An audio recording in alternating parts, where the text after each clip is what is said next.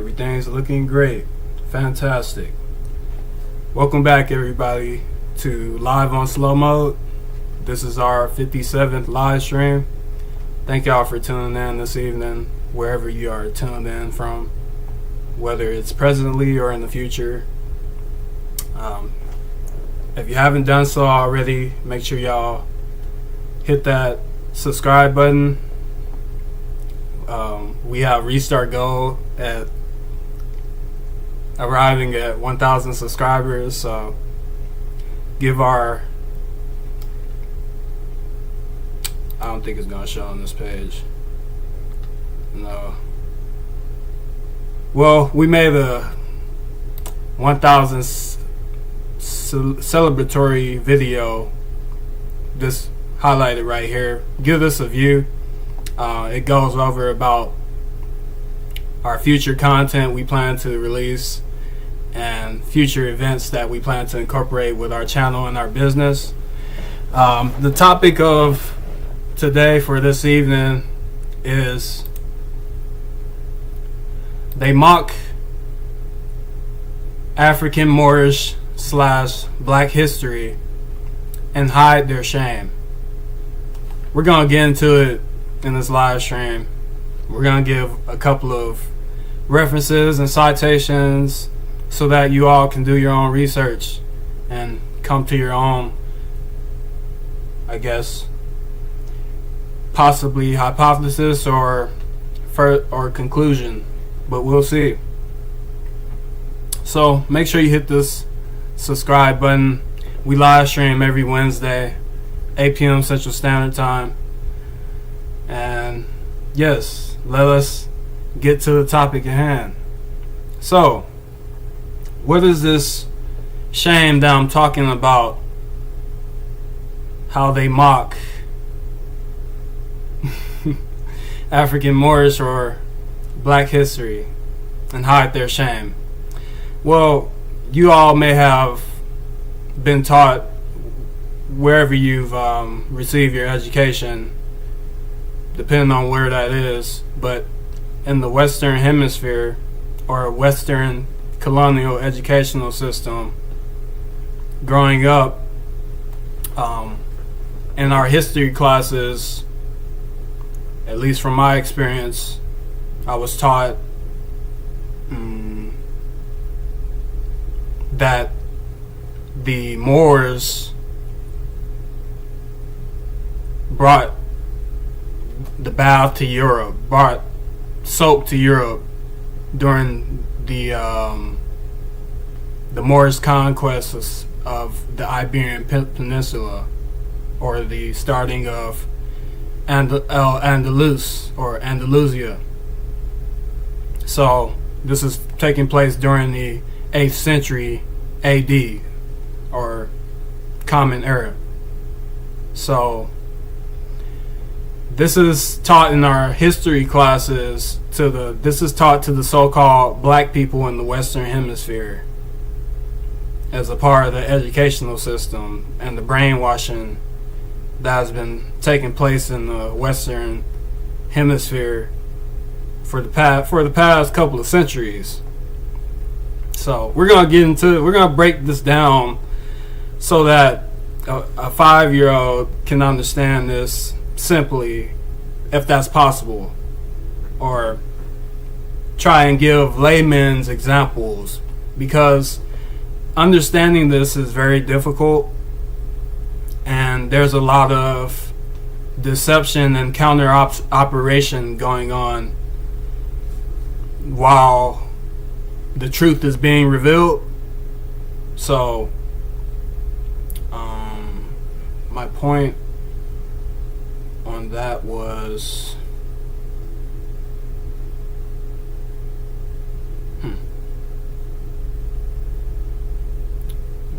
so the Moors went to Europe 711 AD and brought and taught the Europeans how to bathe, the Spaniards how to bathe, etc., by introducing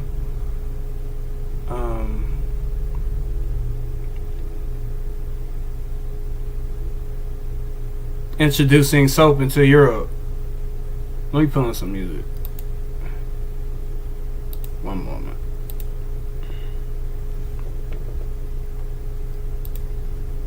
Let me get some comment pen on the board.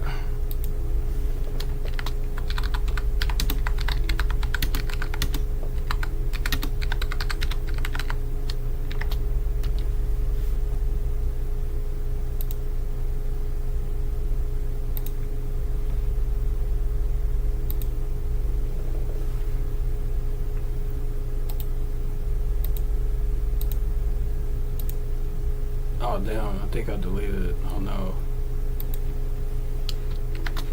Y'all probably seen that.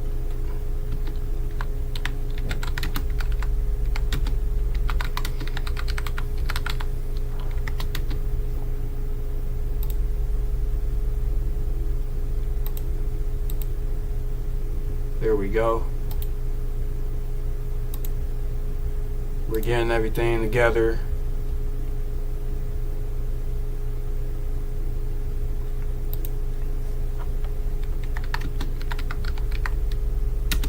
So this is impromptu. This isn't, I don't have a list somewhere, so that's like a common thing that I say. And I'm not trying to get copyright infringed. So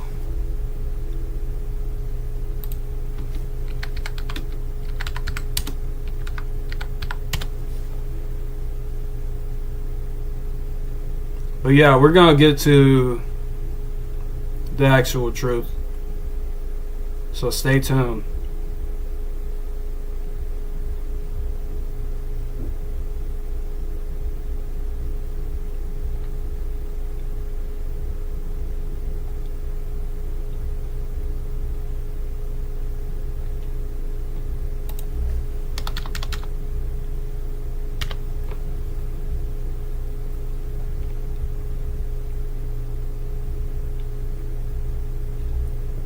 Drop a comment where y'all viewing from. Let's try this. Just trying to set the ambience. Oh no, that's not it. No. Well, I want to know music with no words.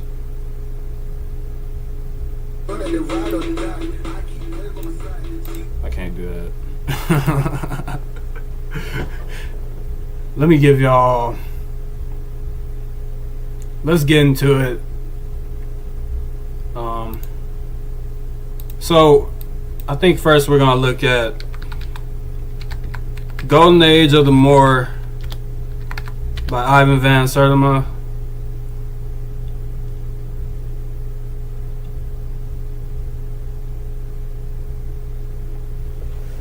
So, dark-skinned people in the Western Hemisphere calling themselves black are descendant of African Moors and basically are African Moors, according to English etymology.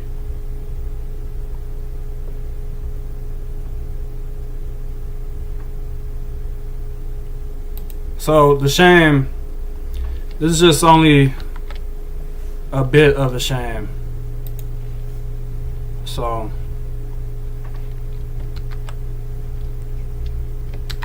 okay, there we go. So I'm bringing this over, drop this on the screen. While I'm doing this, okay, we're gonna zoom into this part right here. As you can see, this is page. The page is up here on this page. Hang on, let me give y'all right page. So this page 86 of Golden Age of the Moor.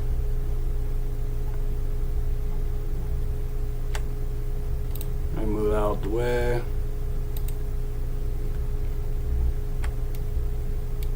So y'all, I mean, y'all can do the reading really quickly. I mean, like, y'all do the reading. I'm not even reading it yet, but it's pretty ridiculous once you read it. But I'm about to get something started over here. while y'all do that, and then I'll read that, and then we can continue.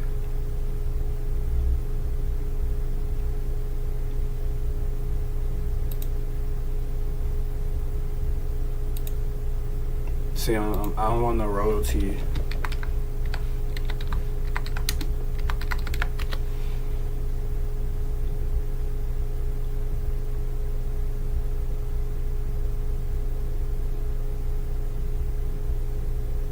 Alright, well, it'll be EDM today.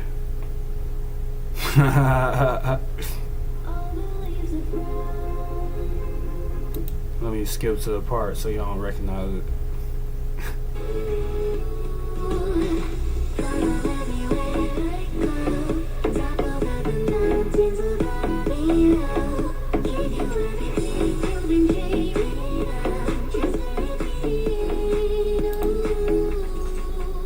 I think that's a pretty good volume right there. Okay, so we got a little ambience going. Dang. And then it started buffering. Okay, so hopefully y'all read this. So education was universal in Moorish Spain, being given to the most humble, while in Christian Europe, 99% of the people were illiterate, and even kings could neither read nor write. You had Moorish women who were doctors and lawyers and professors. Jewish scholars studied under the Moors and then went to England and set up a scientific school of what later, let me zoom out, we're going to go to page 87, became to be Oxford University. The Moors furnished the knowledge and the Jews collected it. The Jews were intermediaries. The Moors and Christians were fighting each other, and the Jews formed a bridge between them. So I hope y'all are seeing this. So this is why our video. Let me put this to the side really quick. This is why our live stream right here, the Jews suppressing, quote, black people's, let me zoom in so y'all see. This is why this was created. This is why this live stream was created 2 weeks ago. The Jews suppressing, quote, black people's, end quote, African Moorish history. Go give this a look if you haven't done so already. But these live streams are educational, and we bring the truth and we reveal the truth that these other search engines will not do, because they're hiding African Moorish history from the so-called black people, or the black people in the diaspora as well. So that history is being covered up because it's a part of the shame. And that's why the title of this video is "They Mock African Moorish Black history and hide their shame." So let's get into further of the topic of the live. So if you see here, there's this book by Jenny Palady, The Spanish Inquisition. We went over that in that video and previous other live streams. But hang on, let me bring up that window again. This one. Alright. So the Jews collected the Moorish knowledge, the so-called black people. That's what Moor means. Moor means dark skin. And both the Moors and Jews were being burned in Europe 600 years ago. Mauros were the Moors that were persecuted, that were Islamic. Their names were changed to Moriscos. I'll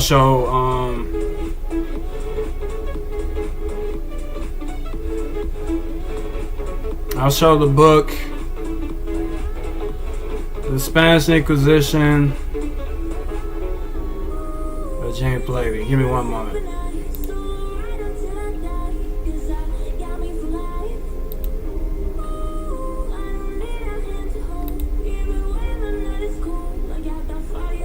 I can show y'all 2 books on the Spanish Inquisition saying the same thing.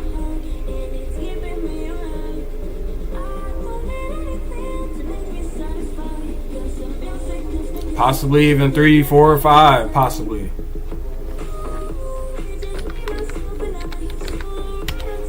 There's a chapter in this book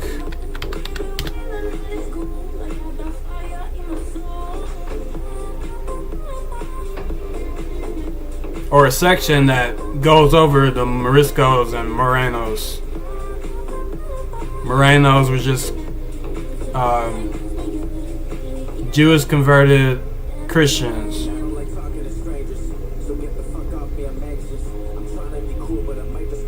But that isn't all.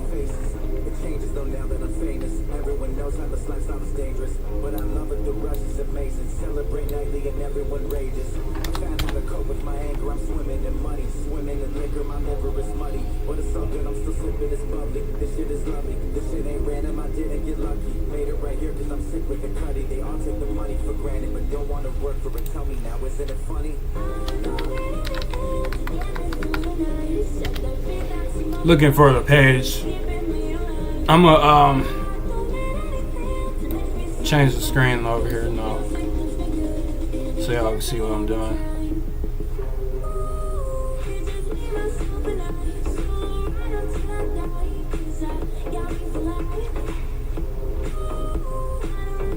I don't remember which chapter it was in.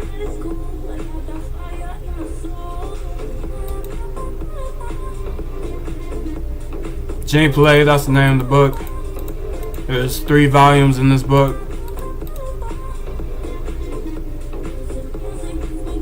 So as you see here, the Moriscos, page 175. That 91 are going to be a different one.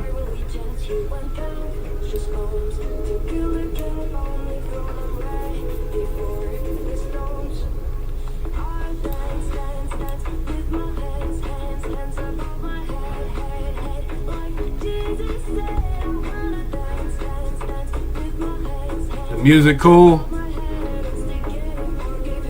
Let me know. I think it's pretty vibing. What page was that? Damn. Oh, my bad, I forgot. No cursing, or at least trying to.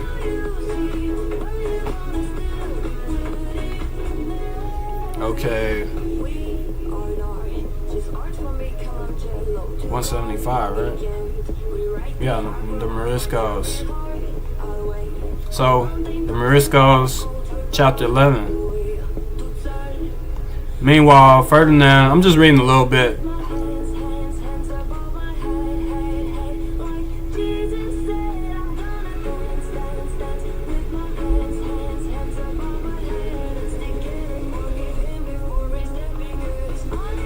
I actually got the book right here, so it might be better to like do that.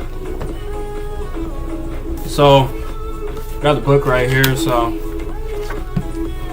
I got my notes in here, so it's better to find, faster to find the information.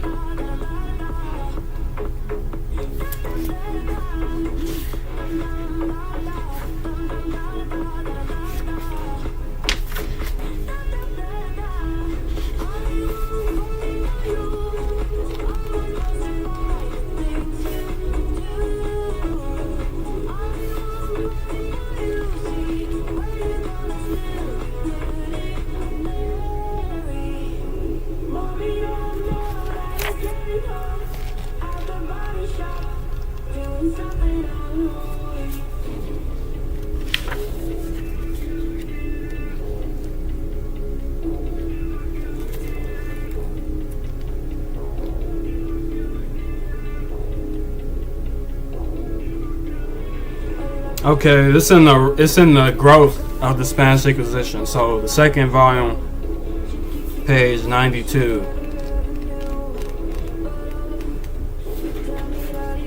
All right. Let's go to that.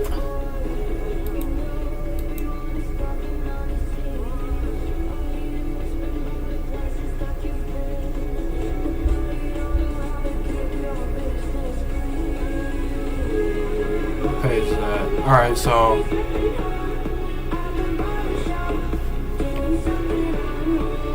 chapter 6.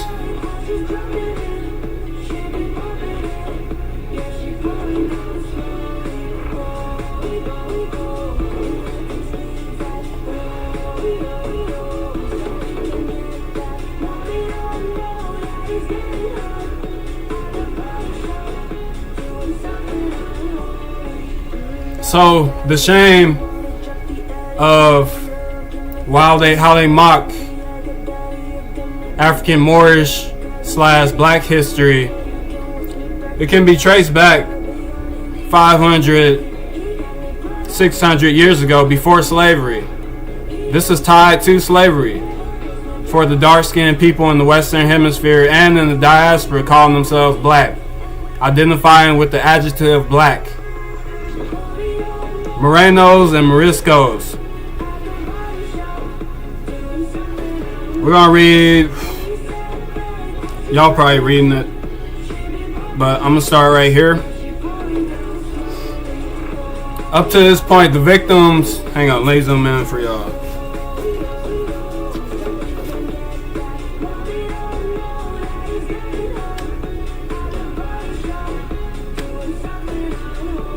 Up to this point, the victims of the Inquisition had been mostly the Morenos and the Moriscos. But 8 days before the death of Ximenes, Martin Luther had nailed these theses to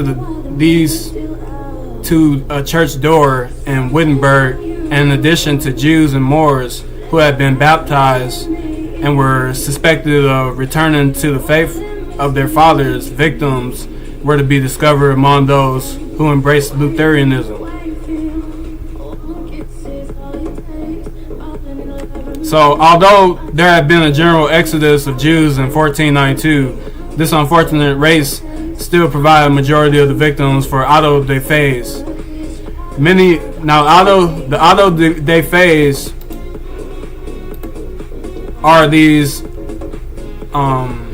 events where they would burn books, and then they would burn people publicly they call it quadrimero. It's in here somewhere. Many of these came into the country from Portugal, where on their expulsion from Spain they had settled in 1492. However, when Isabella, daughter of Isabella and Ferdinand, married Emmanuel, King of Portugal, she had declared she would not set foot in Portugal until Emmanuel had sworn to follow the example set by her parents and expel from his territory all the Jews who would not embrace Christianity. Emmanuel had foreseen the stupidity of following this policy, but he had given way for a match between Spain and Portugal could have succeeded in uniting the peninsula under one crown, and that crown could fall to the heirs of himself and Isabella.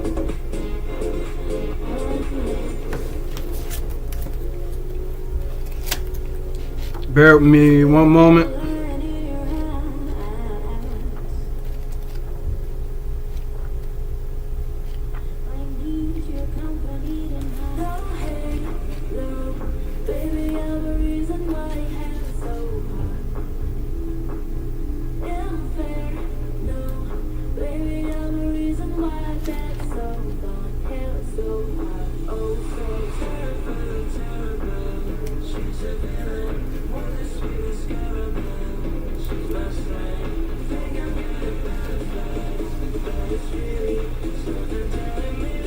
So I'm going to go to a part of this cover up or the shame that's pretty like that people that are who are against African Moorish history. This is a part of the cover up. So this is why they mock African Moorish black history and hide their shame. So we're going to go to The Rise of the Spanish Inquisition, page 121. Probably be faster to type.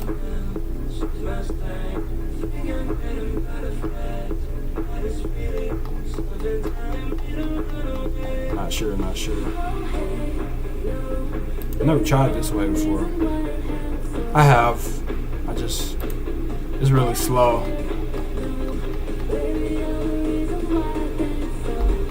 Going to 120.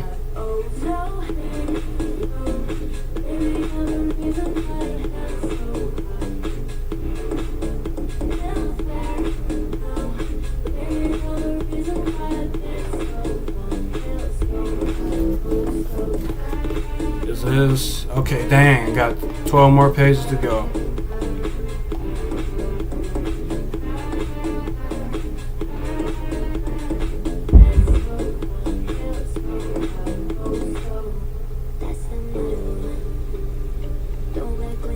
Alright, so we're on, let me zoom out. This is page 120, The Rise of the Spanish Inquisition. So this is the first volume. Right there, 120. Now, we're going to read this paragraph right here. Let me zoom in. Larete was clearly a man of great integrity, and Rafael Sabatini, who quotes him frequently in his Torquemada and the Spanish Inquisition, writes that he is a historian of unimpugned honesty and authority. He also gives a brief biography of this extraordinary man, to the effect that he was born at Logroño in 1756 and 23 years later was an ordained priest. After taking a university course in Roman and canon law, these qualifications brought him a seat at the Supreme Council of Seville, which was of course the Council of the Inquisition. He became the commissary of the Holy Office in his birthplace when it was necessary to give definite proof that he had no Jewish or Moorish blood in his veins.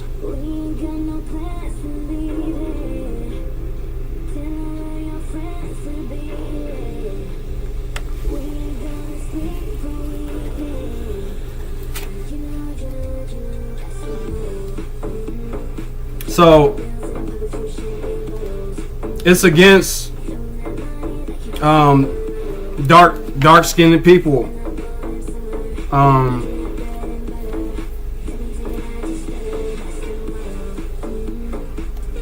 And this ties into the Holy Office. This ties into the Night Orders, Knights Templar.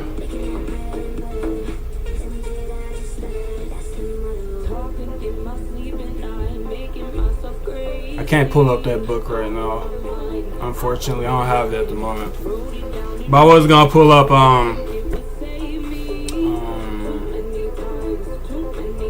I think Kraft's William Morgan's Exposed to Freemasonry, and in the oath or through the ritual. It's I think the degree, the Prince of the Royal Secret, where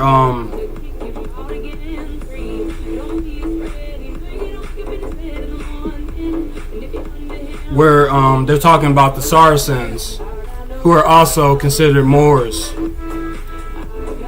during the Crusades.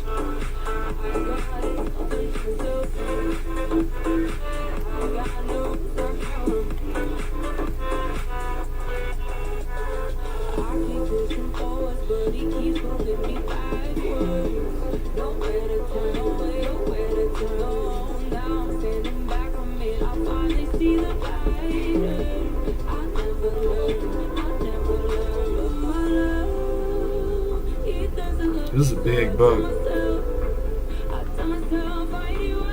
Almost 600 pages.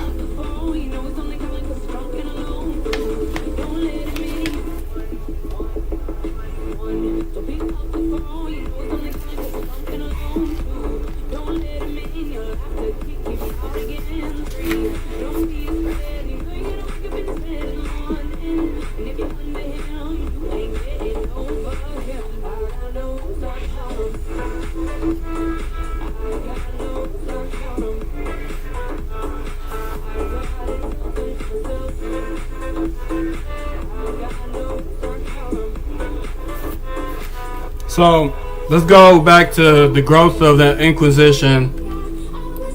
Let me type in the quote so we can get there faster.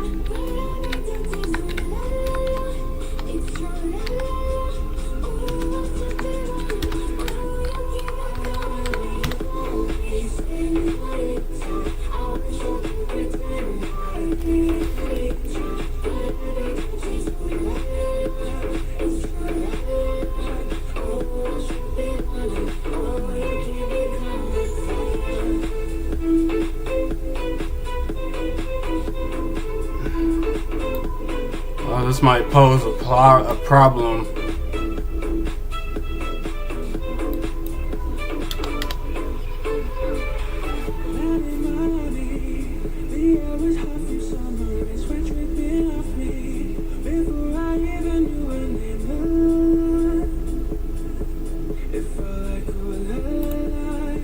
Alright, so we're on this page right here, 95 of the growth of the Inquisition.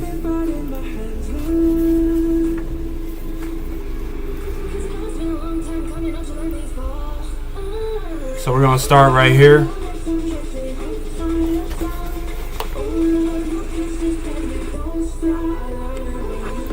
It was hardly to be expected that the Moors, who had been forced to accept baptism, should have been any more free from the suspicion of reverting to their old religion than were the Jews.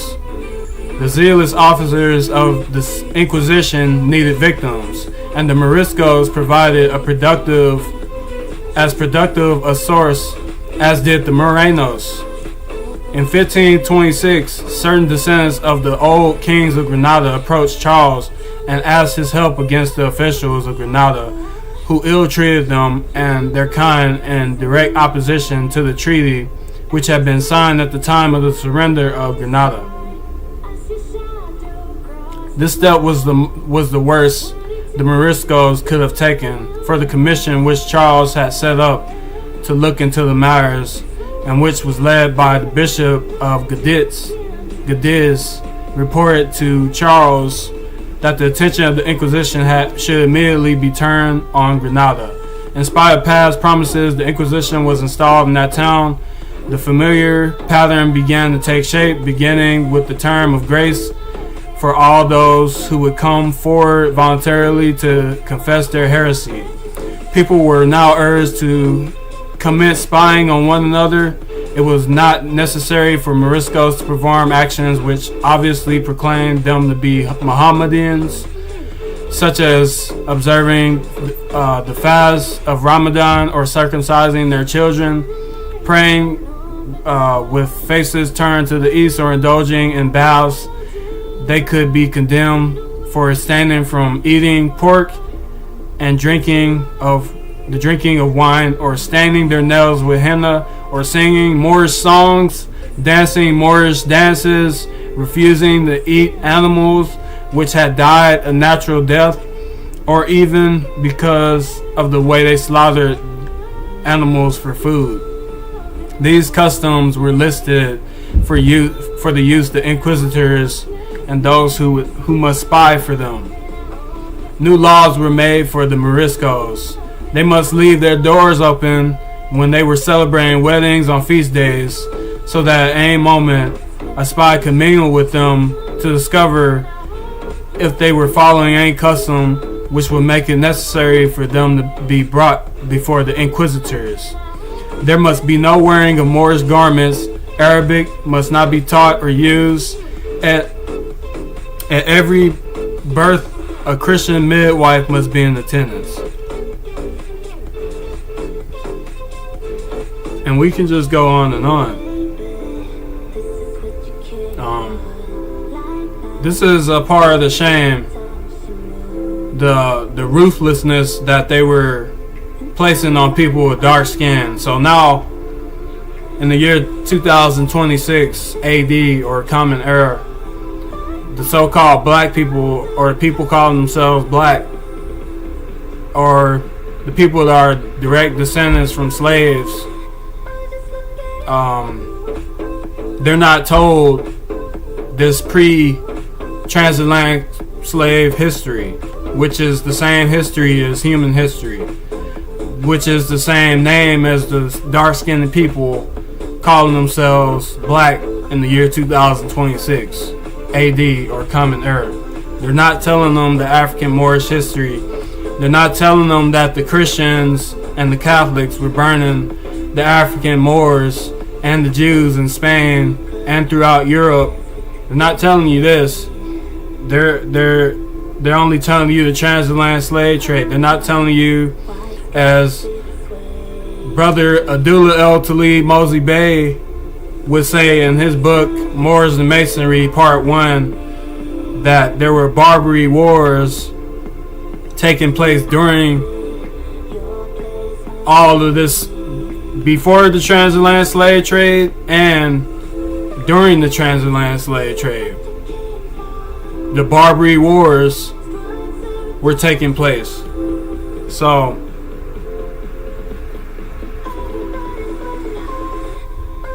this is the history that's not told to the so-called black people. And the reason why this is an issue, because the African Moors, as we said in the previous videos, the African Moors are responsible for the alphabet. The dark-skinned swarthy Africans, Egyptian Moors, dark-skinned swarthy African Moors are responsible for the alphabet, the creation of the alphabet. We have already shown this. This is the book, Negro Rulers of Scotland, the British Isles. We've already shown this already. I don't have the book currently right now available, but we've already shown on page 198 or 199 that the Africans also invented the world's first alphabet, the concept of the universe, government, king, queen, religion, medicine, the study of anatomy, hospitals, the skill of search. We can go on. Y'all can see this yourself. Okay? So, but this is only one reference.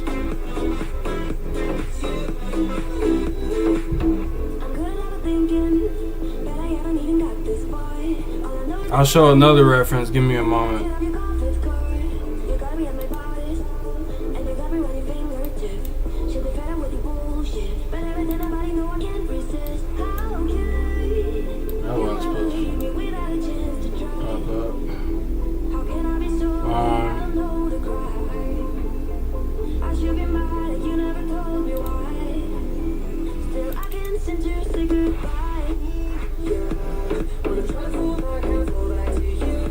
Oh, I do got Captain Morgan. We're gonna put that on screen.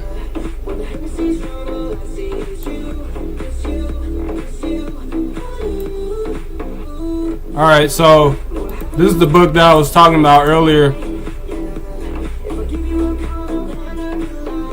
The Mysteries of Freemasonry. Shown this in the past, but we were gonna go to Saracens, right?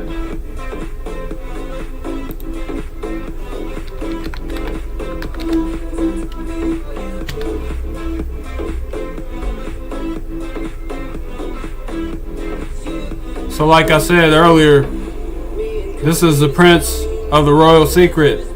So Knights Templar is also in this book as well.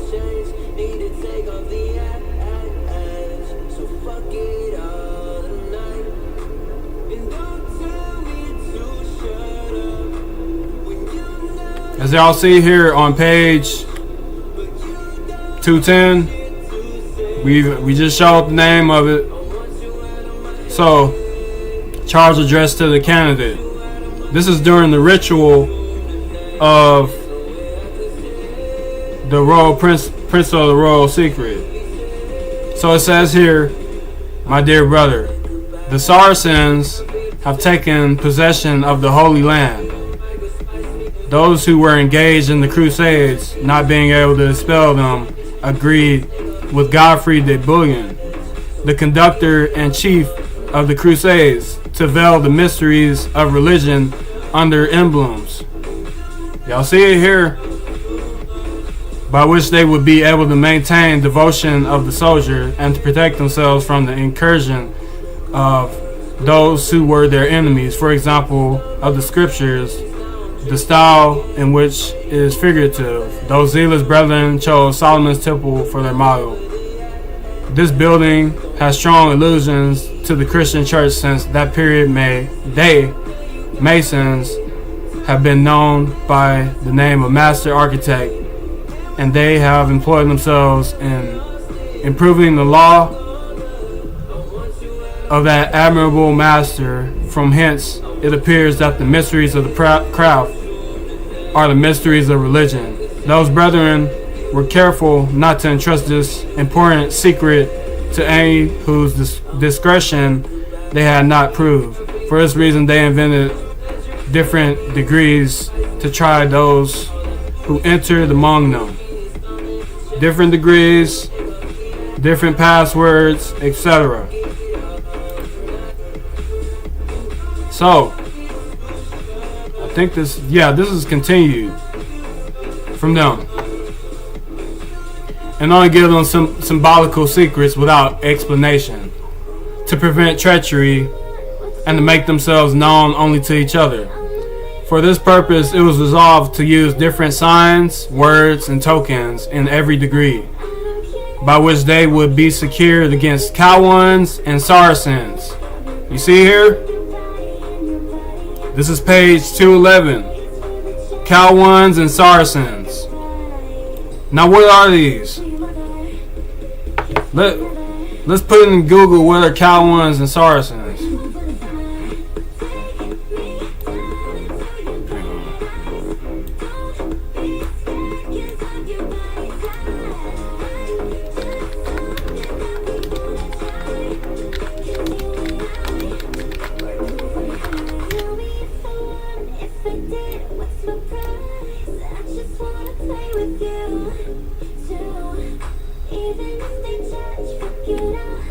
So you see here, I typed in what are Cowans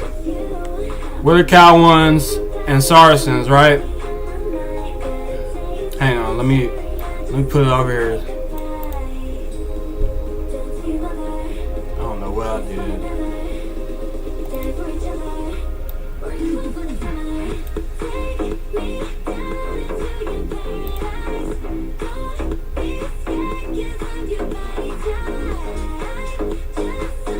Alright, so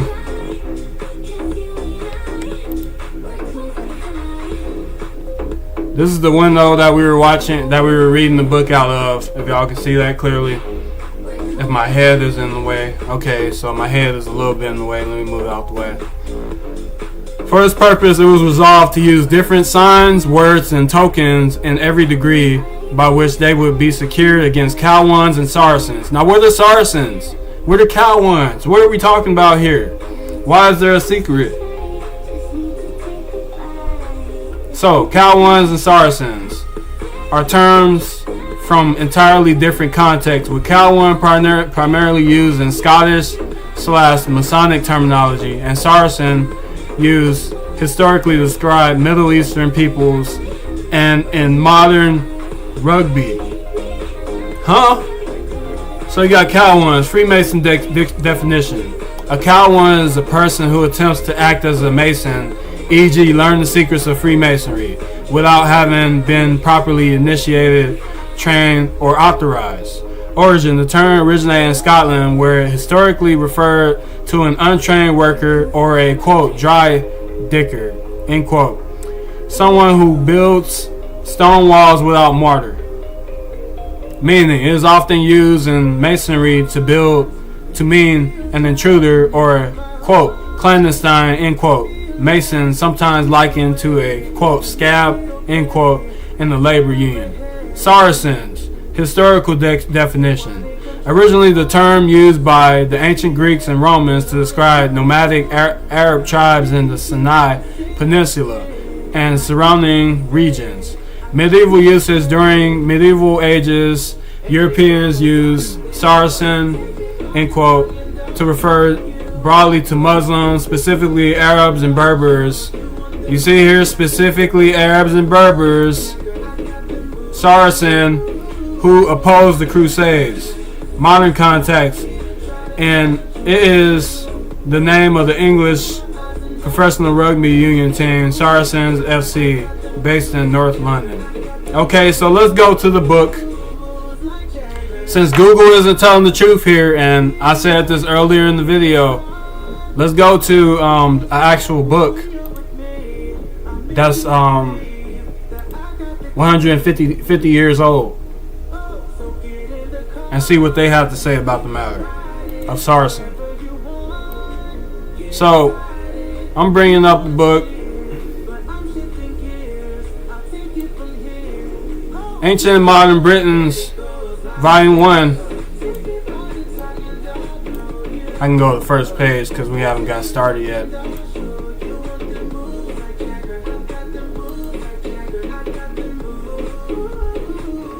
So, Ancient and Modern Britain, Volume 1. Ancient Modern Britons, Respective, Volume 1. Now I'm gonna type in here. I'm gonna type in Saracen, cause we just came from the Saracens, right? And Google saying Arabs and Berbers, right? They're not saying explaining what a Saracen is in the Masonic book that we just read.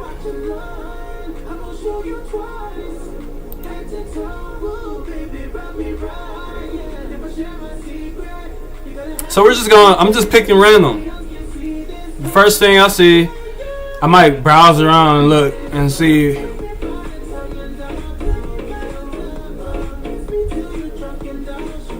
So as we seen, like,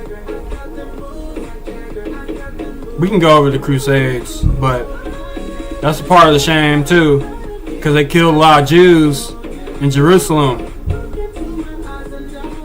They slaughtered a lot of Jews in Jerusalem and took their land. They slaughtered a lot of Jews in Jerusalem. The Crusades, Oldenburg. So this is a compilation. This is together with Black history. African Moorish history is essentially Black history.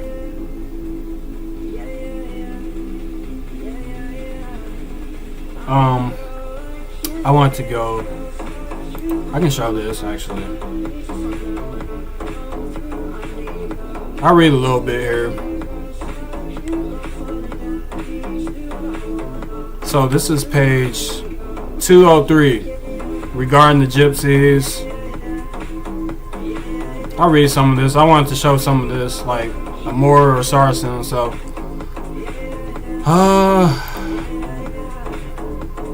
or I can start from this note. You know, I can bounce around. So I'll just start reading. We're going to start on 145. Just to give y'all some knowledge. Because you're not going to receive this in school until they tell you they connect African Moorish history with the Black history. And show that connection and show that Black people are the Moors, period. So, 145, according to English.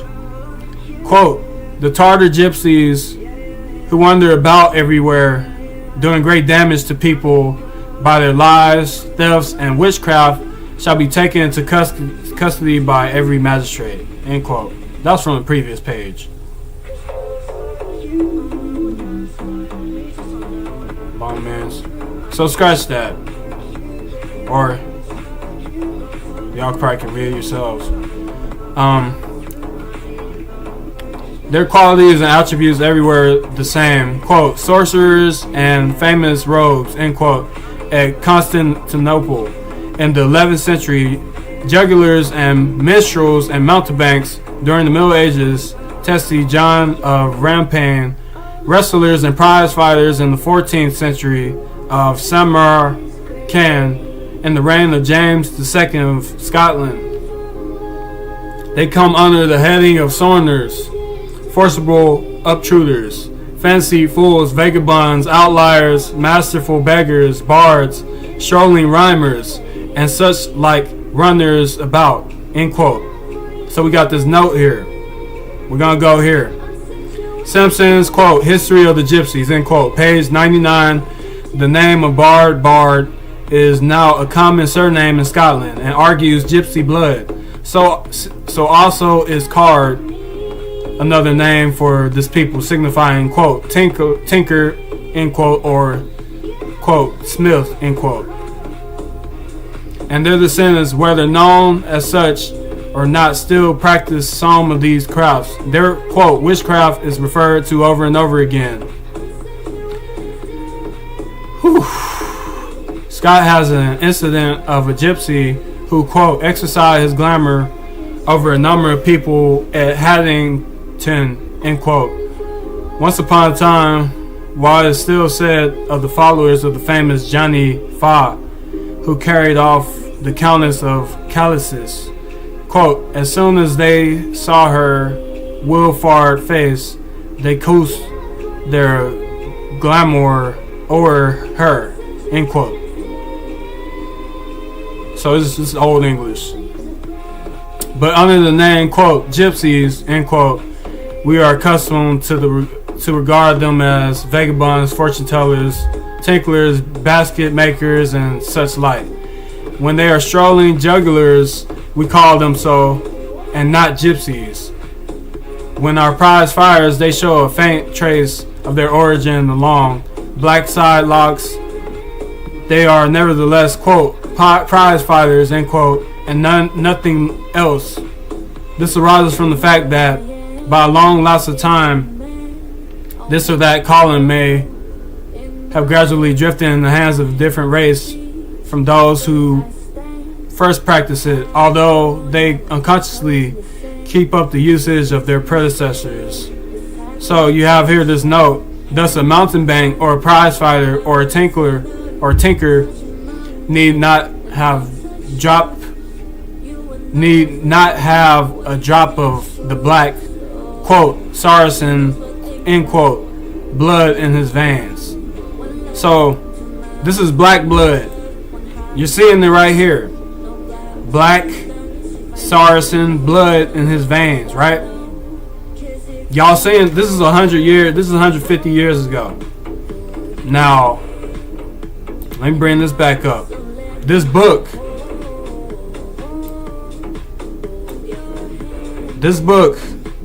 was written, it don't show in this book, but I believe the 17th or the 18th century.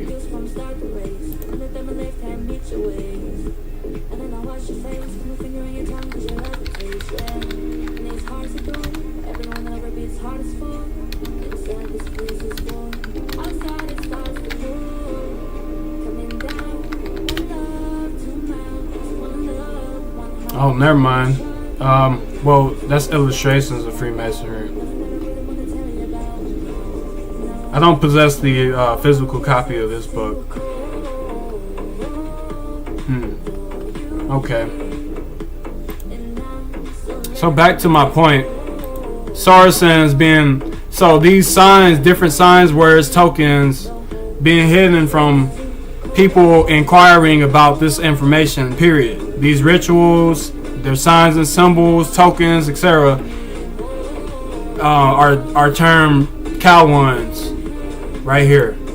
The term Cowans, and Saracens, as you see here, are black blood in their veins. A Saracen is a Moor, an African Moor, or dark-skinned, swarthy person.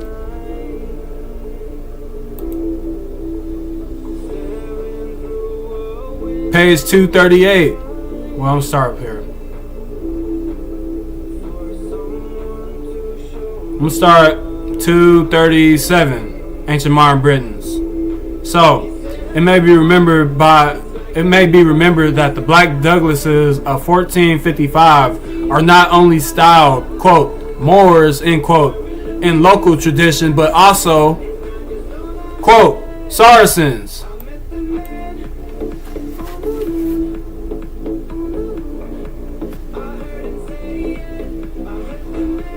I mean, are we serious here? Like, this is the shame that they're covering up. This is the shame. They're covering up that the African Moors are responsible for science, the alphabet, mathematics, writing, the will, etc. And we back this up on our Twitter page. If you go to our official Twitter page, let's type it in. I'm just showing y'all.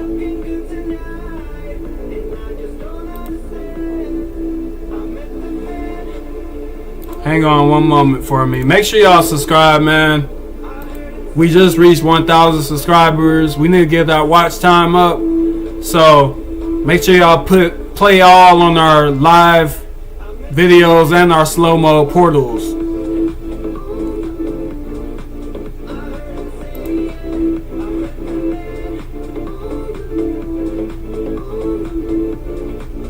So, my statement that I just made. The Africans are responsible for the creation of the will. You have here. You're looking at the screen. Africa invented the will 60,000 years ago. This is on our official Twitter. Dr. Molefi Asante at the Molefi Institute, or MK Institute, excuse me. So y'all can go check this video out because we got a lot to cover here. We got the alphabet. The dark-skinned and swarthy African Moors or Saracens are responsible for the alphabet. The Egyptian Moors, the same people, dark-skinned. Signs and symbols of primordial man, page 43. Right here, you see it. I'm showing you. This is the evidence. This is why they mock black people.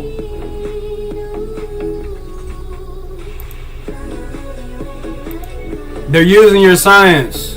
They're using your mathematics. Plagiarizing, stealing, stolen legacy. George Jim James taught the Egyptians taught the Greeks what math they knew in the introduction of that book. Come on, man. Right here, page 43. We went over this in our last live stream. Isabus. I'm gonna start up here.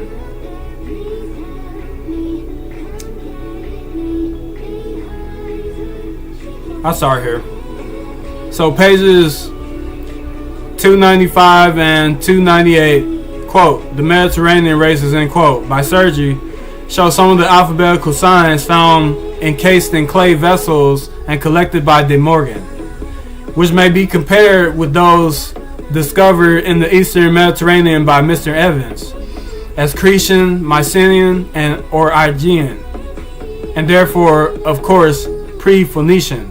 These cursive letters really formed the first alphabet that ever existed, and from these the Phoenician and hence all other alphabets emanated. Eusebius, Plato, and Tacitus all state that the Phoenicians did not claim themselves to be the inventors of the art of writing, but admitted that it was obtained by them from Egypt. Therefore, the Egyptians were the inventors of the alphabet. Egyptian Moors,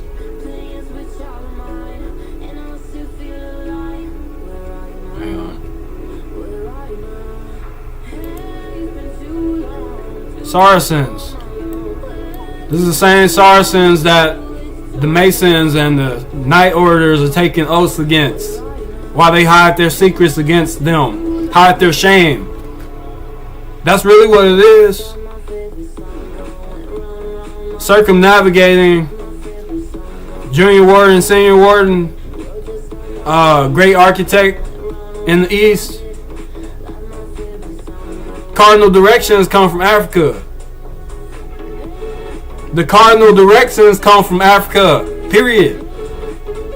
The oldest calendar is oriented to the cardinal directions in South Africa, in Zalo Ilanga. So, continuing. Now there was probably some difference between a quote Moor end quote and a quote Saracen end quote, although in heraldry there does not seem to be much distinction.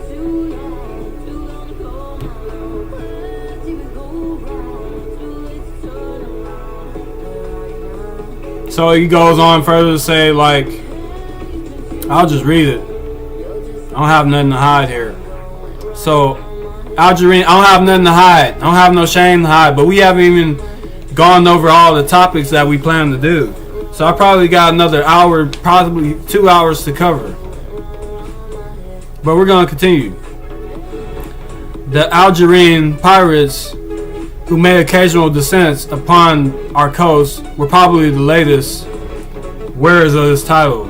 Quote, the opinion which has been most generally supported and prevails at the present time is that the word was originally Sharkin, end quote, an Arabian word signifying, quote, Eastern people, end quote, and used in contradistinction to Maghrib, or, quote, Western people, end quote, the Moors of Morocco. While therefore all Saracens were Moors, all Moors were not necessarily Saracens.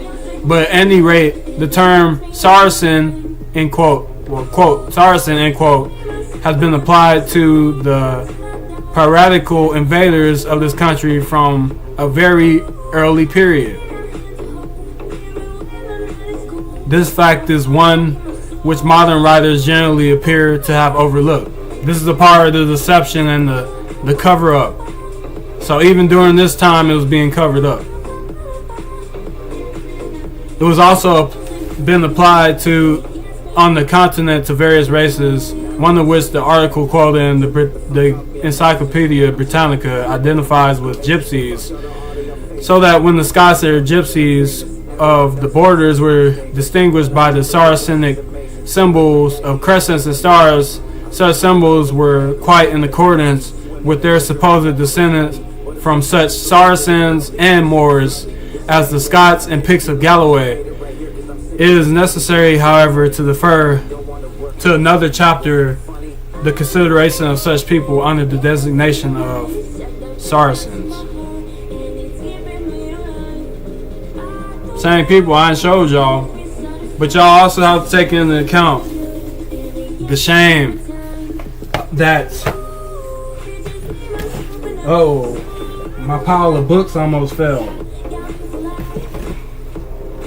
One of my piles of books almost fell. So, you know, I wanted to touch on something. Our last live stream, I was looking for a fellow. He had been mentioning some very ignorant things on, I believe, his podcast. His podcast is Eggs and Grits. Deontay Kyle or Hyde, something like that. But I'm gonna pull him up shortly, because it needs to be discussed. It needs to be corrected, and we're gonna correct it with evidence and scholarship. So,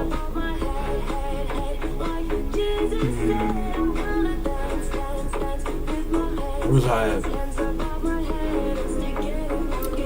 I'm gonna get on Deontay.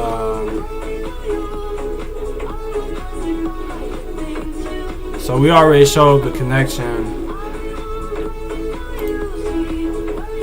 They're hiding. The Masons, Night Orders are hiding against the Cowans and Saracens. It's also in other various oaths. We'll get to that at another point in time. I want to bring up The golden trade of the Moor. Oh, actually, I actually want to go back. And,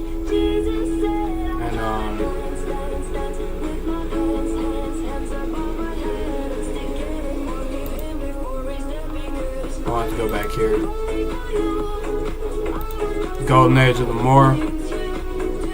So, are y'all starting to see how ridiculous this is? Like, the hiding of African Moorish history from the so-called black people and their connection to it, why they didn't teach them in school, why they only told them. I'll start over.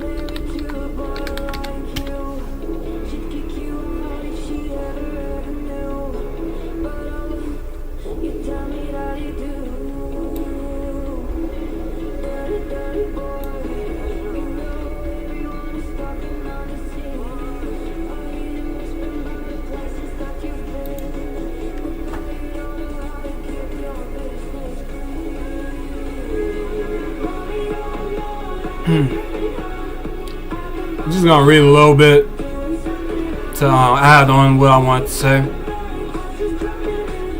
So, this is page 255 of Golden Age of the Moor by Dr. Ivan Van Sertima. Have here different Moorish cities came to be known for their particular forte. Cordova, its libraries and collections. Seville, its music and musical instruments. Toledo, a center of industry and learning, but all share the common feature of highly sophisticated urban management and unbroken seminal connections with the land. Moorish cities were noted for their public hospitals, public baths, lighted thoroughfares, hot and cold running water, magnificent religious monuments, and the grandeur of their mosques, gardens with exotic plants and even more exotic birds, and beautiful design fountains. But what black people are told in the Western Hemisphere in our educational system is that the Moors introduced soap to Europe.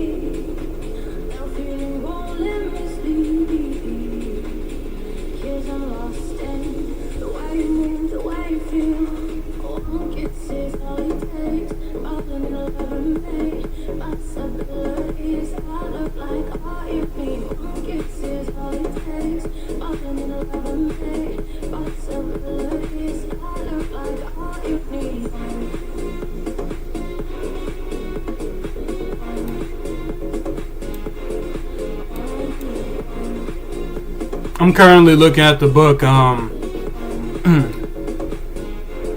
Story of the Moors in Spain.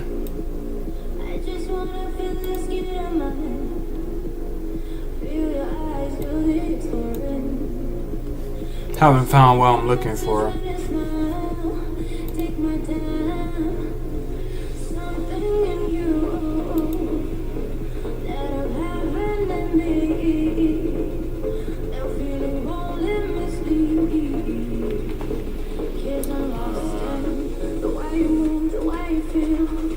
All it takes, all it takes, falling in love and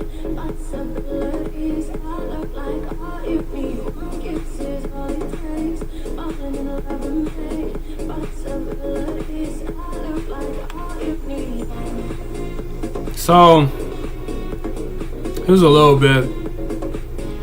Historians are divided as to I'm gonna start right here. I'll just start up here.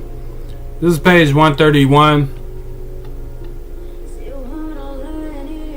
Oriental praise is apt to be somewhat high flown, but Cordova really deserved the praise that has been lavished upon.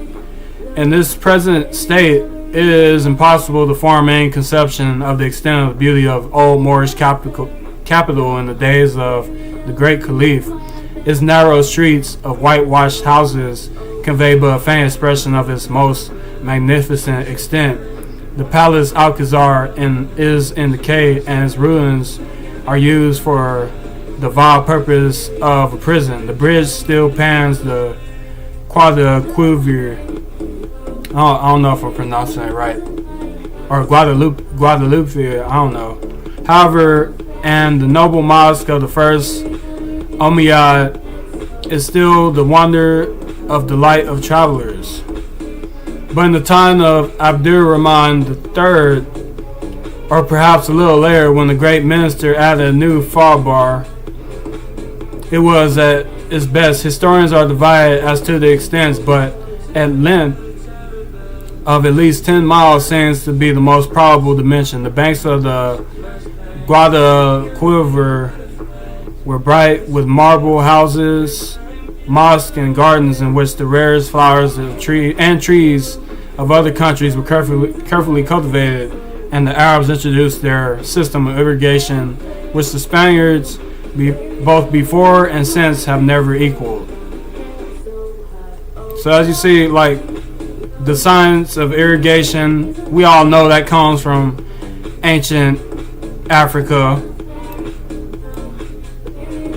But the last page of this book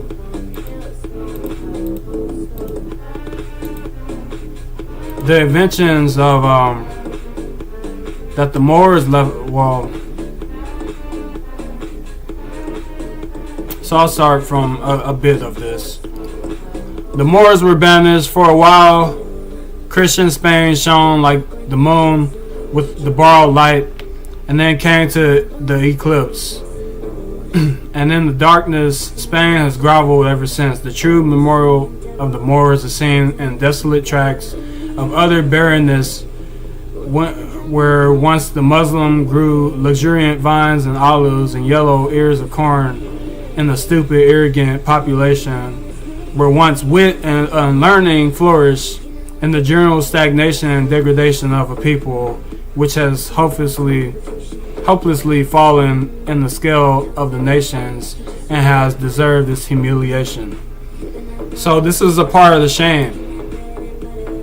This is a part of the shame. The contributions of the Moors contributed to Europe and Spain, or Al-Andalus, whatever you want to call it.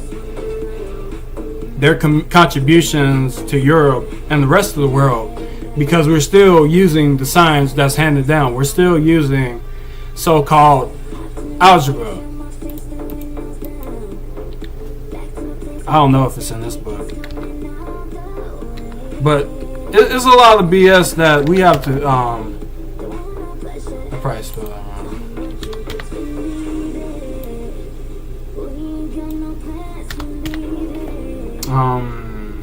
What's that equation? There's an equation used in mathematics.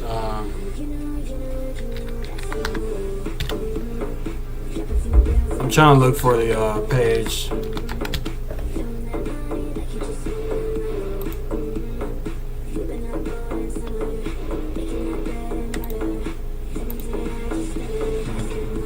Was it Zuryab?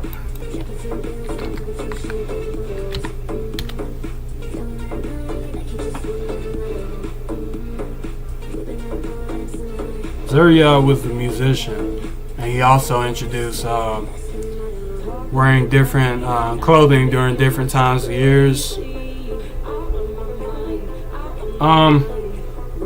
So yeah, Moorish contribution to Europe, right? All this, you know,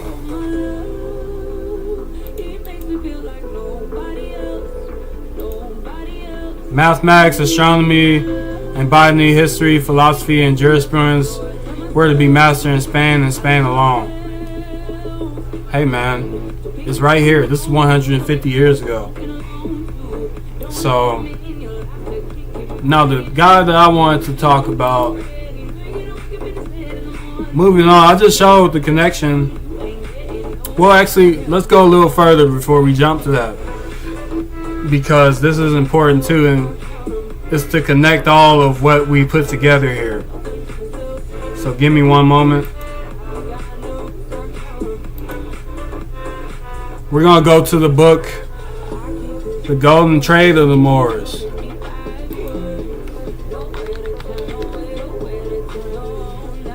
By E.W. Boville. Bring that up.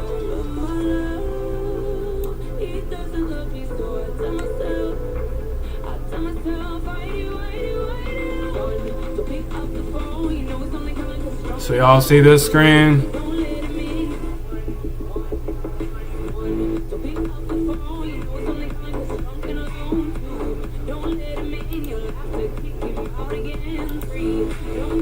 Hang on. One moment.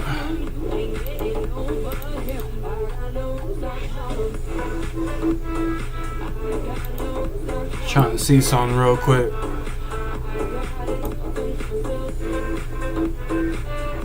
Alright, so we got this book.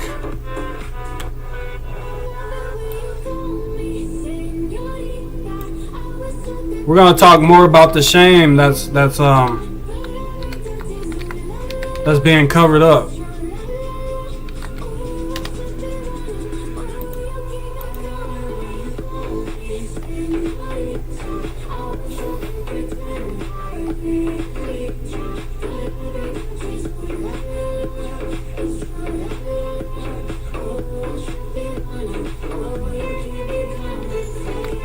It's not searching for it.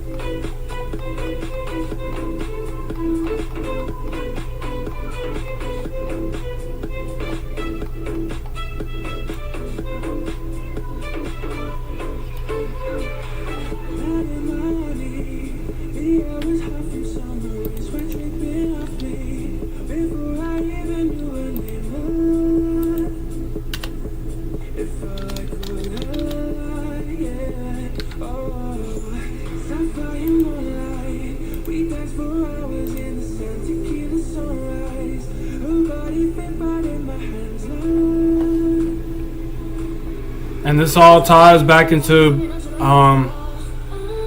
the blacks' connection to African Moorish history.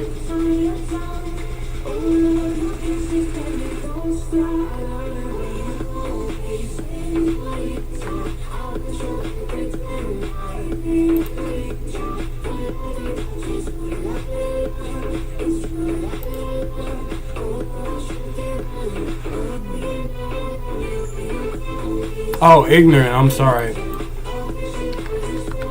That's not the word I'm looking for. Ignorant. Got it right here.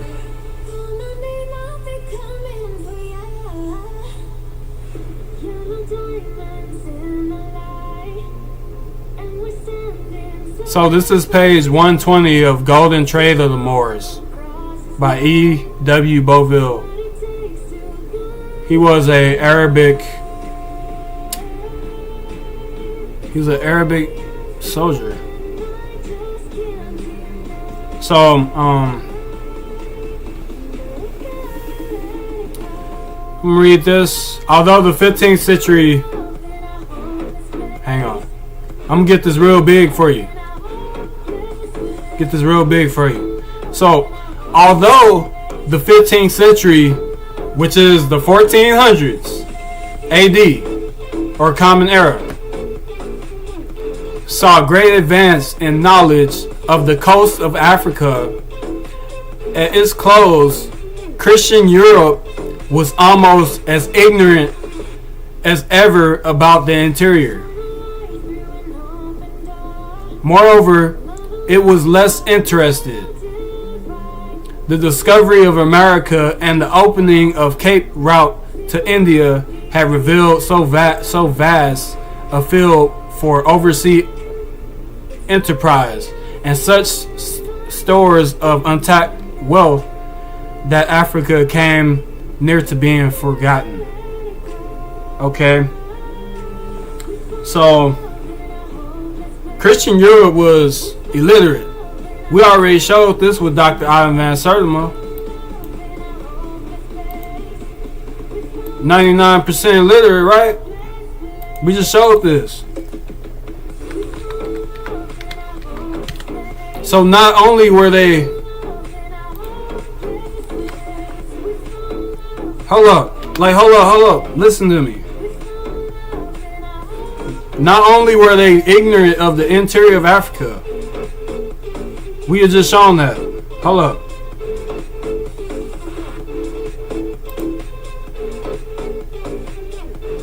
Where'd it go? Right here. So this is golden trade of the Moor, and this is golden age of the Moor. Right? I just showed you this. Page 86. Hey, hold up. What are you talking about? This is a shame that they covering up from the black people that won't connect to their African Moorish history and keep thinking that they're a crayon, according to Taj Tariq Bey. Tune in to Hostile and Reawakening Minds on Friday. Also tune in Monday, Moorish Mondays, Abdullah El Talib Mosley Bey on magnets and crystals and Moorish civil letter. Okay?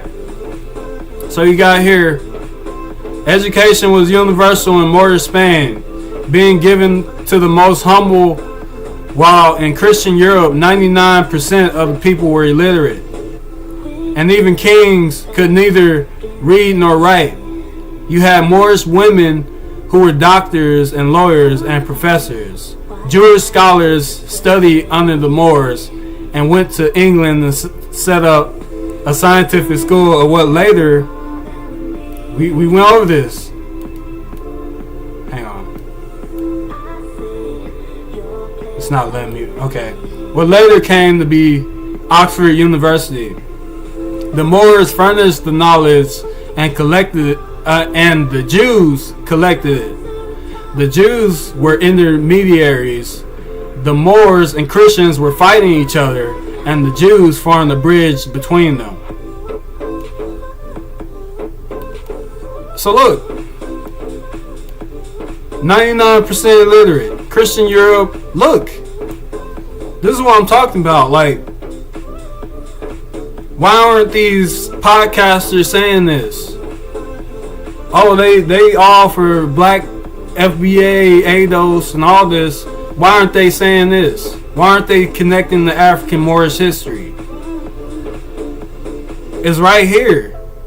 Yeah, and you mean to tell me there's PhDs, there's doctors, medical doctors, juris doctors, legal doctors that know this information and they ain't telling us? You get Al Green, let me hold up a sign, black people are not apes. Does he not know the origin of Homo sapien sapien? And this man is put at the forefront all over media to keep the perpetual brainwash of the caste system, of the adjective black, the adjective white, opposed to going to the origin of Homo sapien sapien or African Moorish history. This is what it is. This is the shame that they're hiding, and that's why they mock the black people, because they can't trace their African Moorish history. They don't know what happened during the Spanish Inquisition. Hold up. They don't know that they were being burned to the stake, to the faggots, 600 years ago, during slavery and before slavery.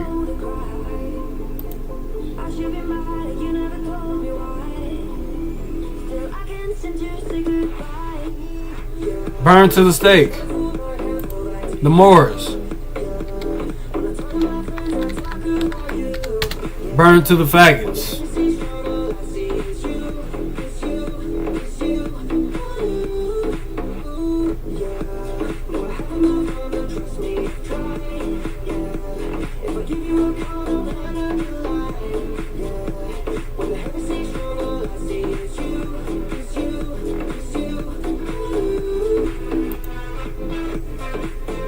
Let me give you an example.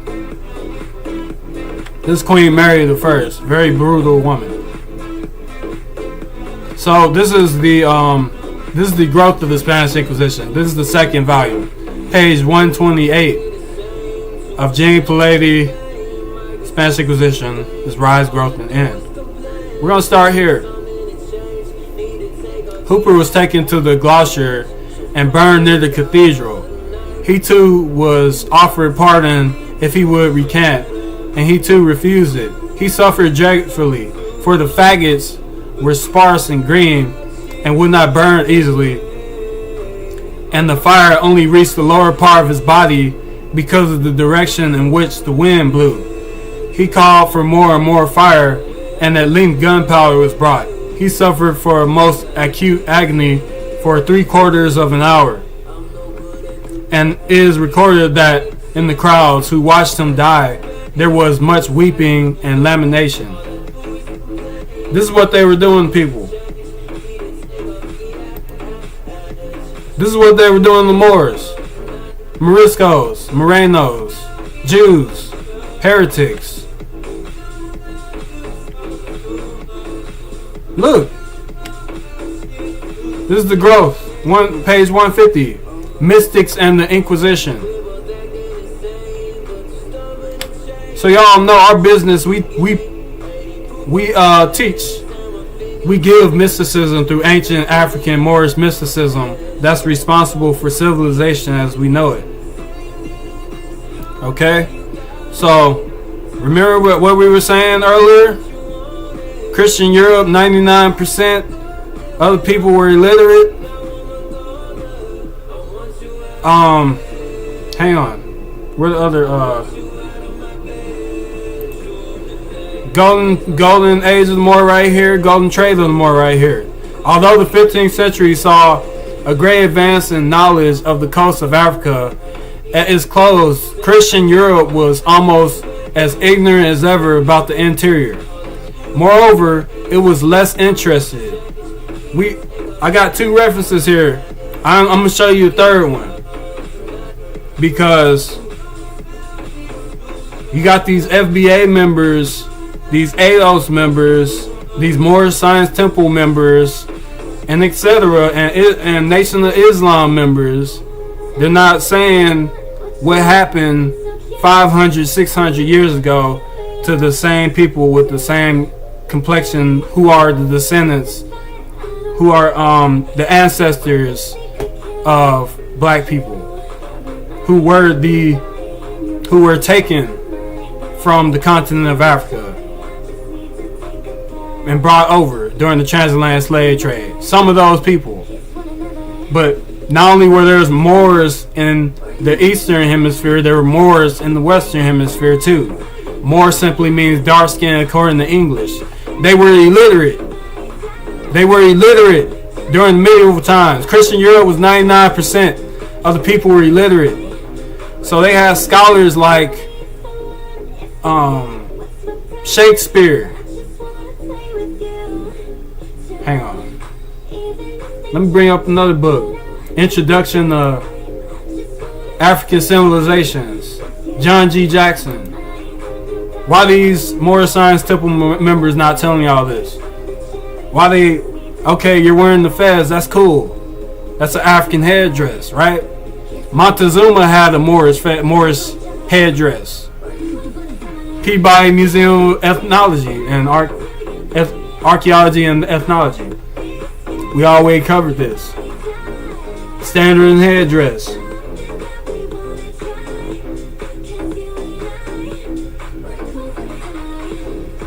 Look here. Let me show you this. This is John G. Jackson and John Hendrick Clark. Introduction of African civilizations. Hang on. This page 188. I'm gonna show you the title. African civilization. John G. Jackson.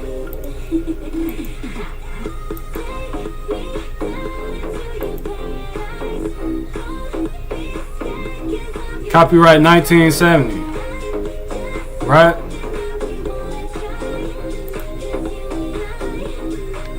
So we're gonna start here on page 188.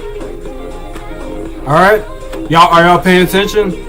Feel free to drop any questions, drop any comments. Criticism is welcome. So look here. By 1492, the Moors had lost all Spain except the kingdom of Granada. The Christians, although not free from internal disputes, were finally united by the marriage of Ferdinand and Isabella, which joined in peace the formerly hostile houses of Aragon and Castile. The united Christian forces surrounded the city of Granada and blockaded it for 8 months. The Moorish king Abdullah, also known as Boabdil, finally surrendered. The Moors lingered in Spain for a little more than a century, but by 1610, through expulsion and migration, 1 million, among them many Jews, had returned to northern and western Africa. The word, quote, Moor, end quote, literally means, quote, black, end quote. So the Moorish people were black people. I'm gonna zoom in, so just in case you don't see what I'm seeing. So look here. So I'm not just saying stuff. I'm trying to get this blue. I don't know what I'm doing. So I'm not just saying stuff. Look at this. Y'all read the screen. The word, quote, Moor, end quote, literally means, quote, black, end quote. So the Moorish people were the black people.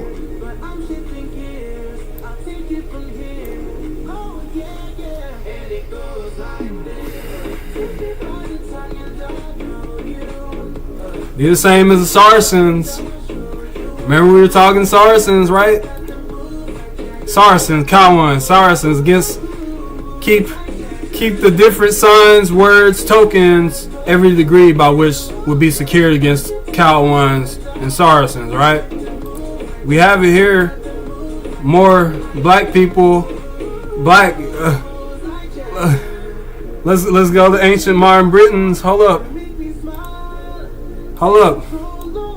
We got ancient modern Britons here. Why these FBA ADOS Moorish Temple American members, Islam, Nation of Islam member, why are they not saying this?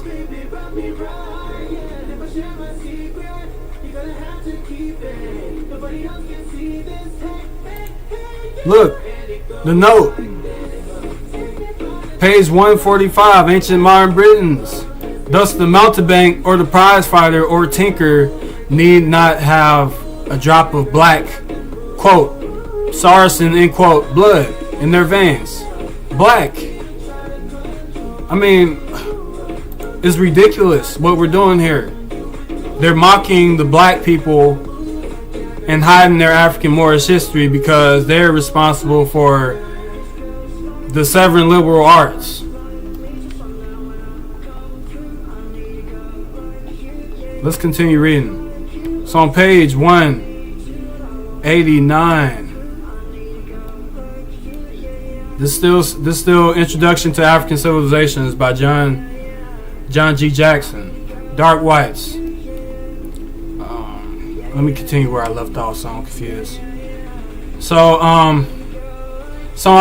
some anthropologists assign them to to an arbitrary brown race, and others label them as dark whites. The late Joseph McCabe once observed that perhaps an African anthropologist would call the same people pale blacks. In medieval times, the name Moor was not restricted to the inhabitants of Morocco, but was customary to refer to all Africans as Moors.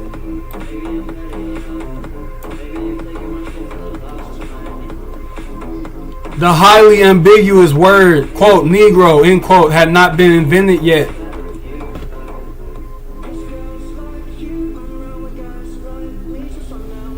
We gotta set the record straight, man. We gotta tell the truth. They're covering up this shame. This is okay, y'all worry about reparations?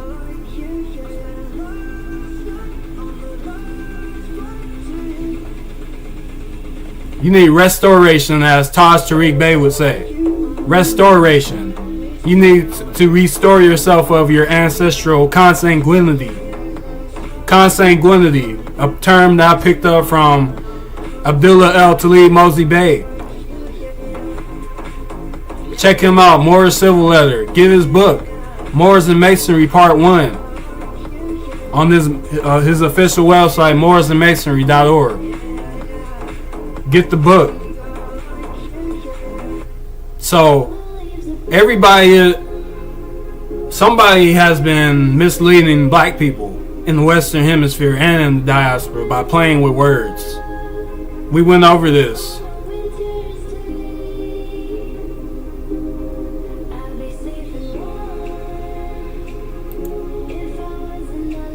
Hang on, give me a moment.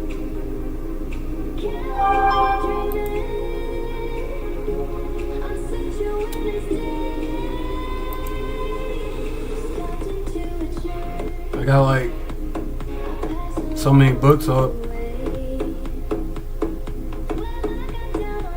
Oh, I'm looking at the wrong thing. Hang on. Where's that? Here we go. I wanted to show our video that we covered going over that.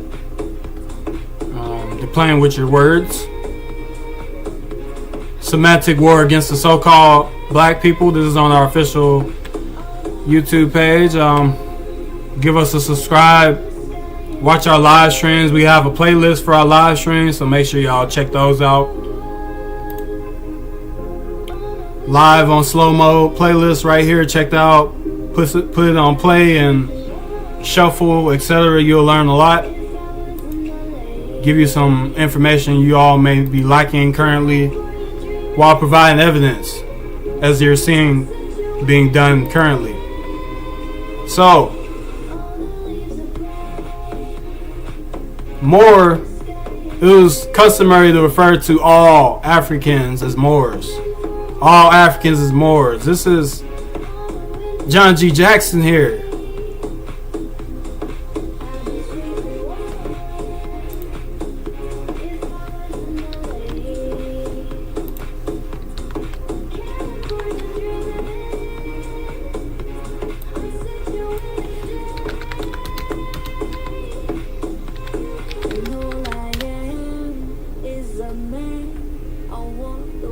John G. Jackson, American historian and lecturer. Look at his Wikipedia page, since that's what a lot of people tend to, or public people tend to do. John G. Jackson, writer. John Glover Jackson, April 1st. Y'all see it. 1907, October 13, 1993. Was an American historian, lecturer, teacher, and writer. He promoted ideas of Afrocentrism, atheism, and Jesus Christ in comparative mythology. This is bibliography. We just read Introduction to African Civilization, 1974.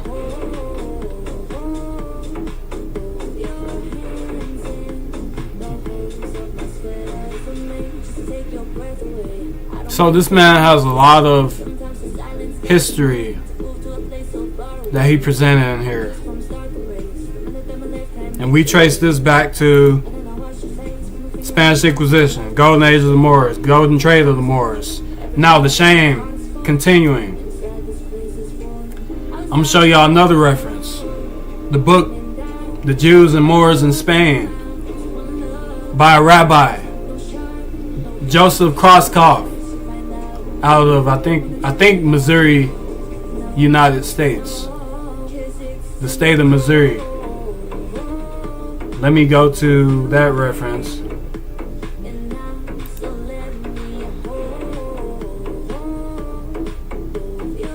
So I want to keep up. Hang on.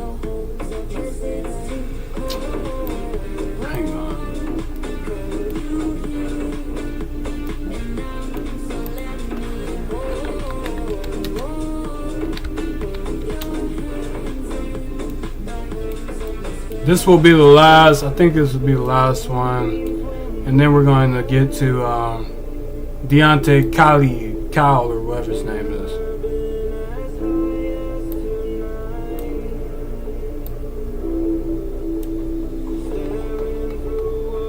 So this is the book. Is The Jews and Moors in Spain? Yes, The Jews and Moors in Spain by Rabbi Joseph Kroskov, 1887. So 150 years ago.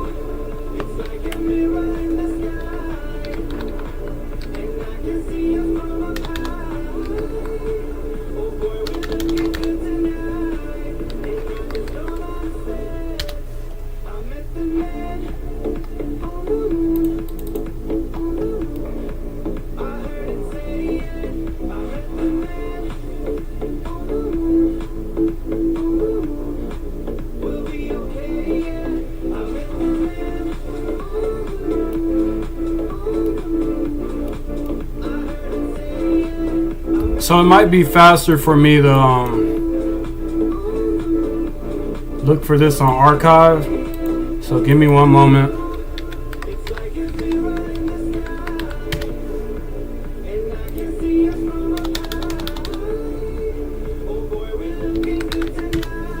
I'm looking for a specific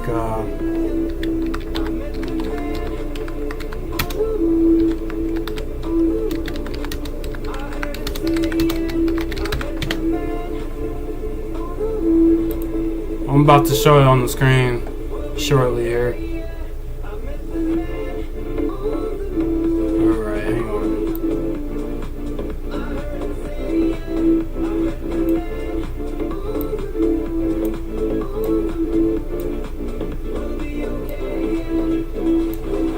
So we got here The Jews and Moors in Spain. Same book. And what I wanted to type in was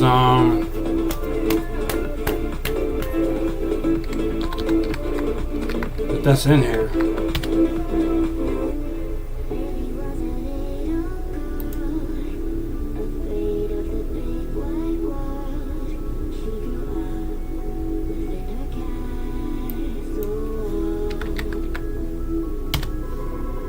Where is that quote at? There we go. So even oh shit. Well, it's in the introduction or the table of contents. If y'all see here, I'm gonna zoom in on the screen. So what we've been covering already on this live stream and previous live streams, Europe during the Dark Ages continued 21 through 33. You have here the burning of witches, a king who cannot write his name. We're gonna go to that. This is a part of the shame that's covered up.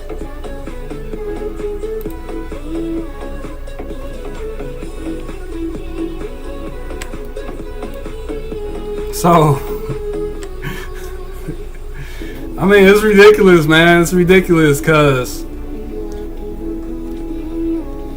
it was a good trick played on the blacks or black people.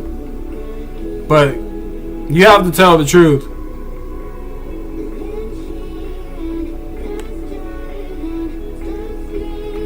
We're going to start on page 19.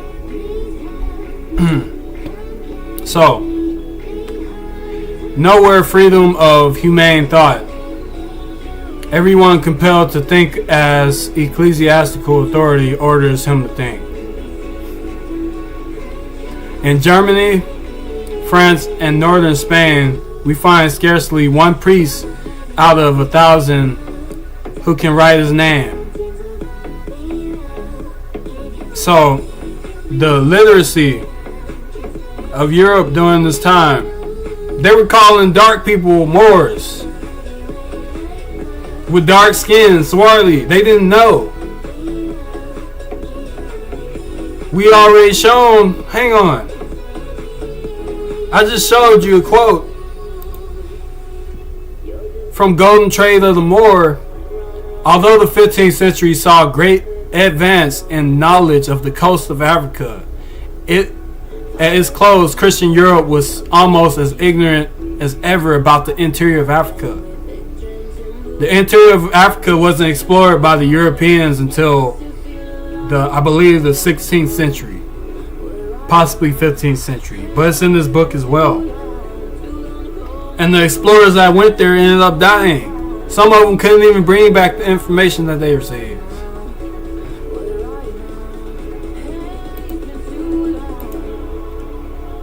So, some people couldn't even write their name.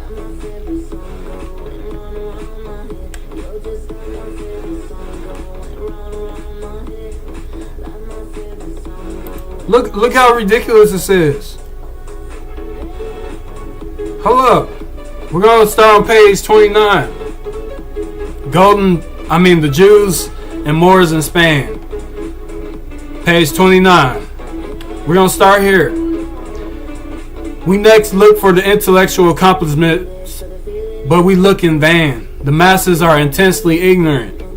The clergy cannot instruct them, neither would they if they could. Knowledge among the masses would have seriously interfered with their all-controlling power, as it really did in later centuries. This ignorance is fully shared by the secular chiefs of the land. Kings repudiate book learning as unworthy of the crown, and warlike nobles despise it as disgrace to the sword.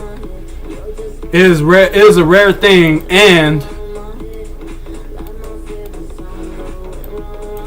not considered accomplishment to find a warrior who can read or write. To suppose that he can write is an insult to him by mistaking him for an ecclesiastic, no less a personage than Philip le Bel, the powerful monarch of United France, who conducts foreign wars and exterminates the Templars, signs his name with the sign of a cross or a crude arrowhead as late as the 13th century. 13th century. 13th century, that's the 200s to 1300 AD.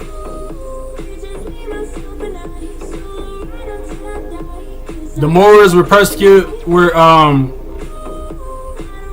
were expelled from Spain in 1492. This is 200 years within each other. So he couldn't even write his name. He wrote his name with the cross. The sign of a cross or a crude arrowhead. He couldn't write. They weren't literate. They were illiterate. 99. Look. Christian Europe, 99% illiterate. Why these ADOS members, why these FBA members not telling you this? They didn't even explore the interior of Africa until when? During the transatlantic slave trade.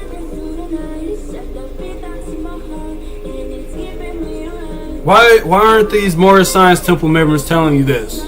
Connecting black people with African Moorish. Not just Islam, not just Arabic, not just... No.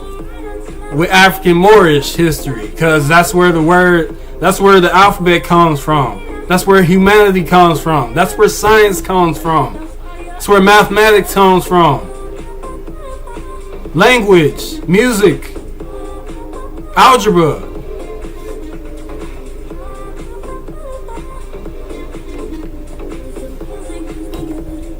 Algebra. No man can hinder me. Edward W. Robinson, Dr. Edward W. Robinson Jr. I can't pull it up on the screen right now. But on page 91, you see this? See this here? It's not really zooming in that much.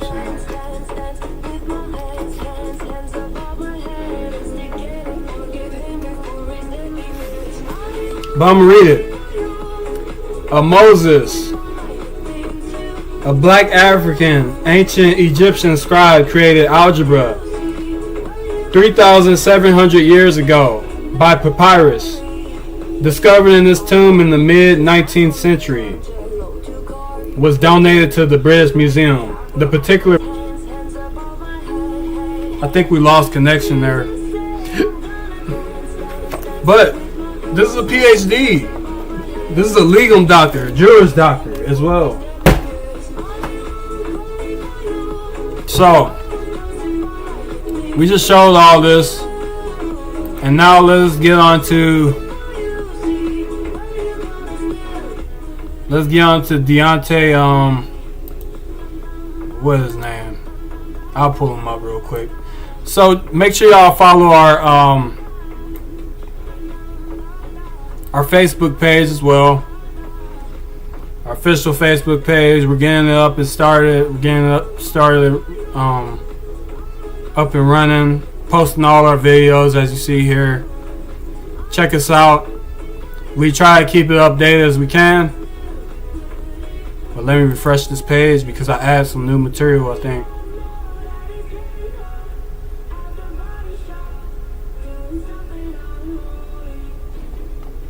Here we go.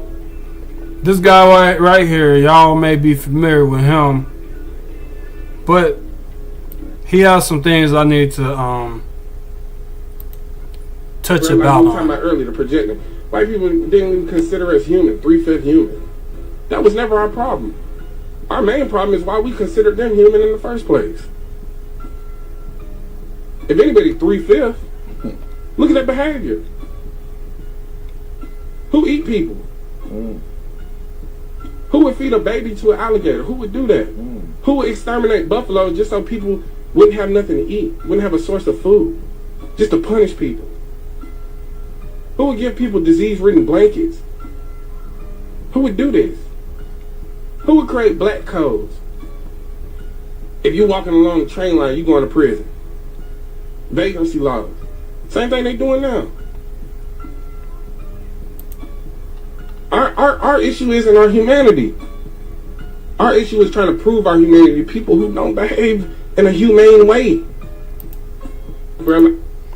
So, if y'all see here,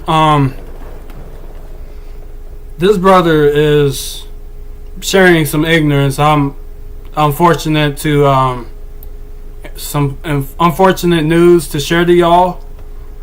If y'all follow this guy, he's sharing some misinformation here and it needs to be addressed. What he just said about like we were talking about earlier, the projecting. White people didn't even consider us human, 3/5 human. That was never our problem. Our main problem is why we considered them human in the first place. Now this is a very ignorant statement because from one who doesn't know anthropology or biology or even history for that matter, one would stick with this information and go along with it. Somebody that doesn't know African Moorish history, right? There's a lot of brainwashing going on. Journey of the Songhai people, shown this in previous live streams. But you know, it's good to provide references so people can know. This is a very ignorant statement by him because the origin of Homo sapiens sapien comes out of Africa. So what is he talking about human? The quote unquote white people are human too. And it has to be cleared up because this is an ignorant statement, and this guy has hundreds of thousands of followers, and he needs to be critiqued. So we got this. So hang on, I'm about to tie everything together. Hang on, trying to put this up. Okay, so this is the book, African Presence in Early Europe. See here, this is this book, African Presence in Early Europe by Ivan van Sertima. We're gonna go to that page that we just seen, page 18, I believe. See, when he says, let me go back to his face so like we can see who we talking about.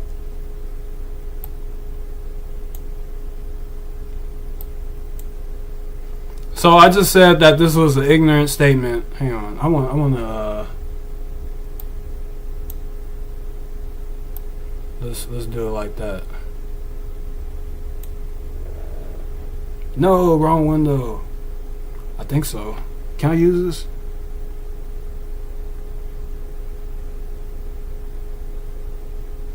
He said humane, and that we're gonna touch on that with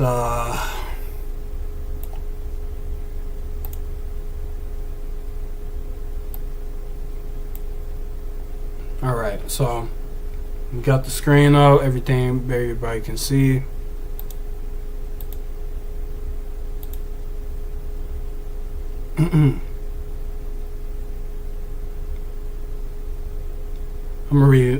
I'm starting on page 17, but I want to go back to Jews and Moors in Spain when he said humane. Oh, I'm looking at the wrong window. Oh, I'm still in Moors. Oh yeah, humane. So on this previous page, he had touched something.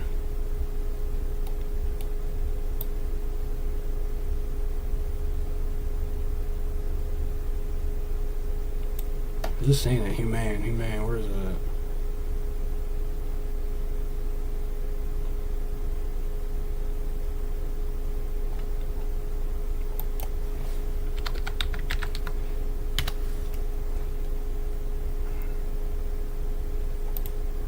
We just seen this.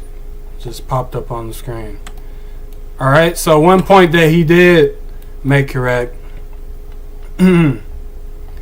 So this is during the Dark Ages. Nowhere freedom of humane thought. So this agrees with his statement about quote unquote white people being inhumane.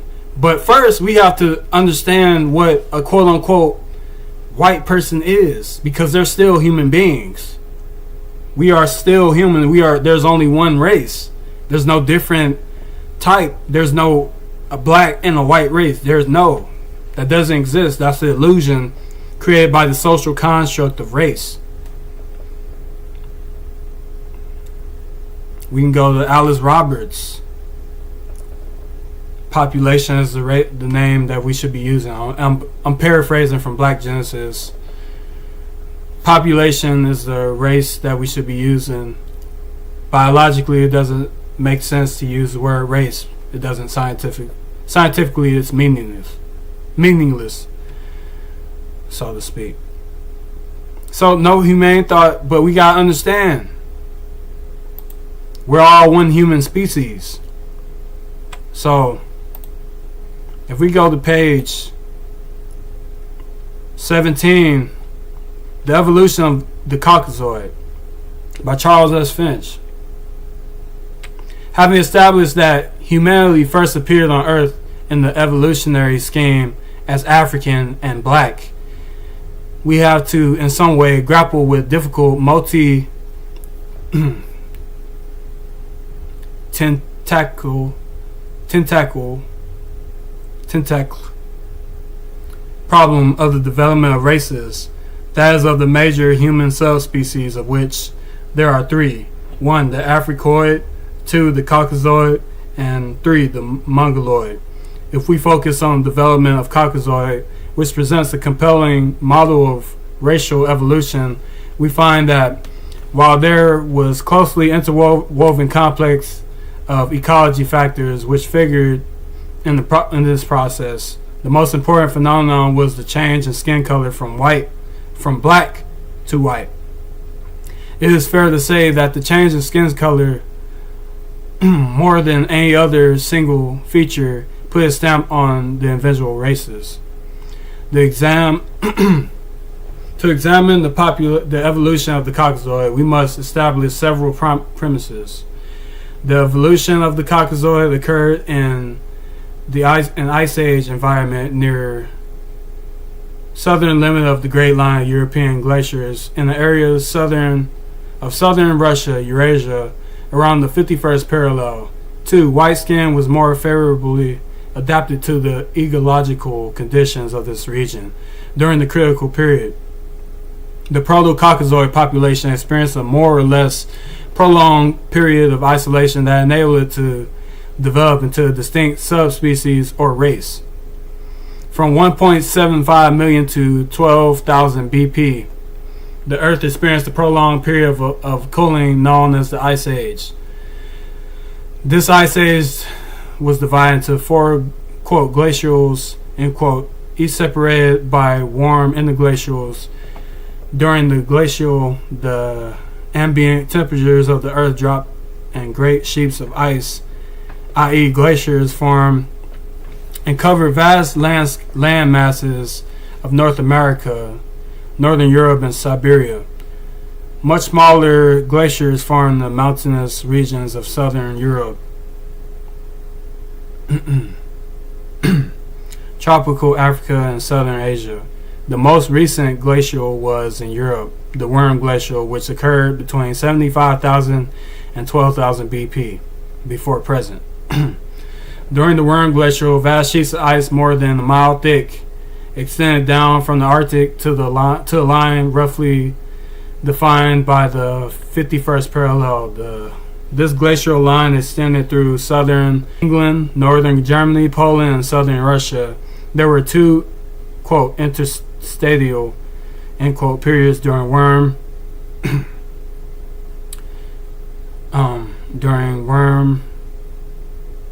during which the glacier line retreated northward to some extent, only to return southward during the, quote, stadial, end quote, periods. For our purposes, we only need to be concerned with the Worm 1 interstitial, 50 through 40,000 BP, and the Worm 2 interstitial, 40,000 to 20,000 before present. We propose that the Caucasoid evolution was decisively affected by the Ice Age ecology of the mid-Worm period, 50 to 20,000 BP. Homo sapiens sapiens first emerged in Africa more than 150,000 or more years ago, resembling the Twa, Pygmy, and San Bushman populations of Central,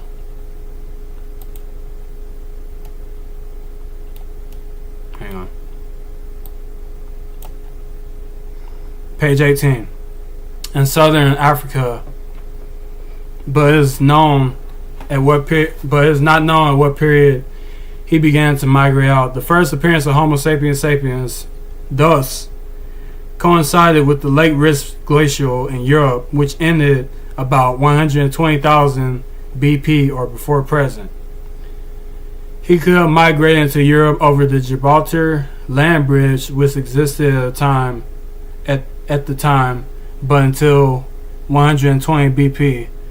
He couldn't have penetrated very deeply into Europe because of the glacial barrier.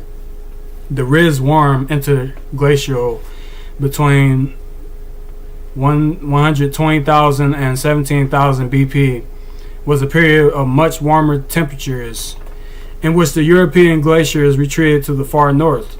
Most of the present day Europe would have been habitable then. However, there has not come to light any fossil evidence documenting the presence of Homo sapiens sapiens in Europe at this time or earlier. At around 75,000 BP, the worm glacial set in which introduced the Ice Age in Europe. For the next 25 to 30,000 years, Europe was inhabited below the 51st parallel. So the evidence shows exclusively by Neanderthaloids who the Neanderthaloids were and precisely where they came from is one of prehistory's continuing enigmas. Some have classified Neanderthal man as a separate species who evolved out of Homo erectus and named him Homo neanderthalis. Others, and this seems to be a growing consensus, have classified him as a branch of Homo sapiens, naming him Homo sapiens neanderthalis. He has been found in Africa, Asia, as well as Europe, and the datings for his appearance vary from 250,000 BP to 110,000 BP, depending on how certain fossils are categorized. If he is Homo sapiens, the picture of human evolution, particularly as regards to Homo sapiens, become rather obscure. Indeed, there are those who have ventured to say that modern Caucasoid populations are modernifications of Neanderthaloids. In any case, the Neanderthals died out entirely about 30,000 BP, and the question of the Neanderthal role in sapiens evolution is still an open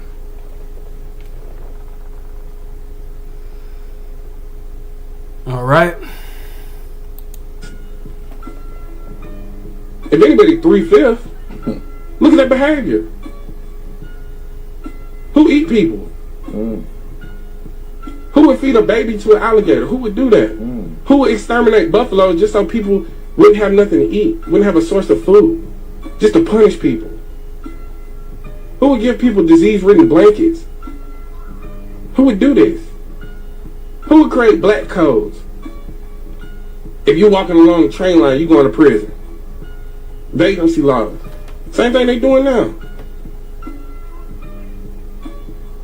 Our issue isn't our humanity. Our issue is trying to prove our humanity to people who don't behave in a humane way. Bro. Okay. So y'all just saying proving humanity, punishing our people, but this has been going on for millennia. This has been going on since the invasion of the Hyksos and Kemet. The same dark-skinned, swarthy people, the same africanmoors, the same Moors who this guy keeps calling blacks. Now this dude got over 100,000 followers, and he calling people crayons, as Taj Tariq Bey would say. He doesn't know, like, he's not tracing English etymology. He's not tracing human evolution. And it's like there's a lot of people on social media like Deontay Kyle. Make sure you check out Eggs and Grits podcast. There's a lot of people like him who are misinformed of African Moorish consanguinity and its connection to black people or dark-skinned people in the Western Hemisphere and in the diaspora, because the language has been manipulated for centuries. The language has been, English has been manipulated. Greek, Latin, Roman has been manipulated. So when you get people like this, they're not tying the African Moorish history. Wouldn't have nothing to eat, wouldn't have a source of food. They're not relating quote unquote white people as humans when they are human. They've just been keeping up this facade that the so-called quote-unquote blacks are not human to cover up their African Moorish history and their contributions to society and civilization. Their creation of mathematics, science, astronomy, astrology, religion, language, monotheism, spirituality, the alphabet, chess, king, queen, governance, the universe, universities, We even showed it all throughout these books.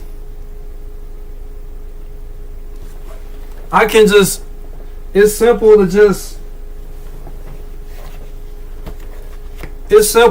put up a book, a plethora of books in front of your desk and turn the camera on. It's simple to do that. But you gotta show what's in the books. You gotta cite your sources. You got Ashada on your table. You got Yorugu.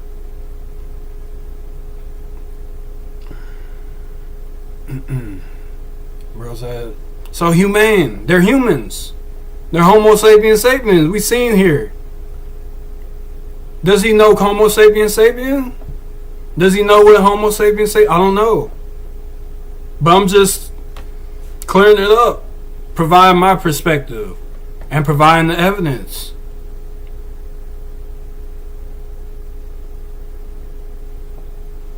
There's another video that you,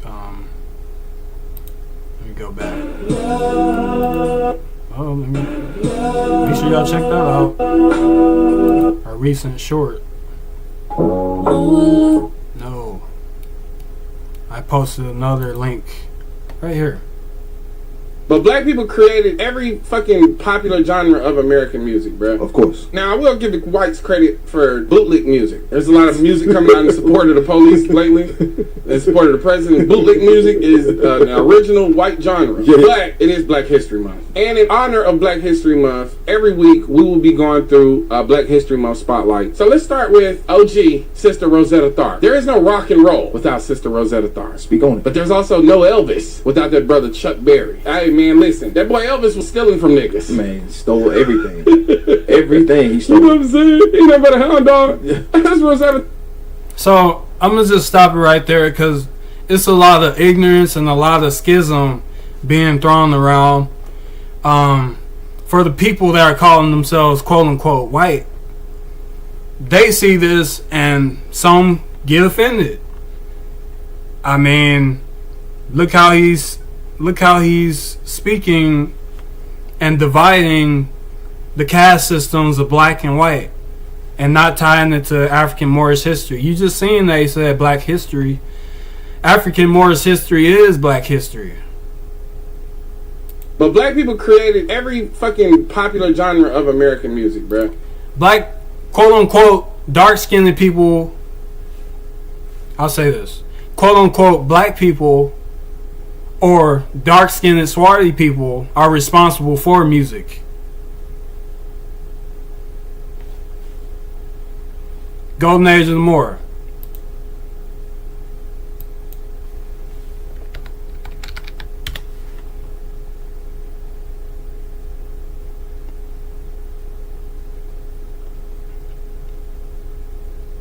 We can even go to story of the Moors in Spain too. The Moors in Spain, is this it? Yeah, that's it. We're gonna go there next too.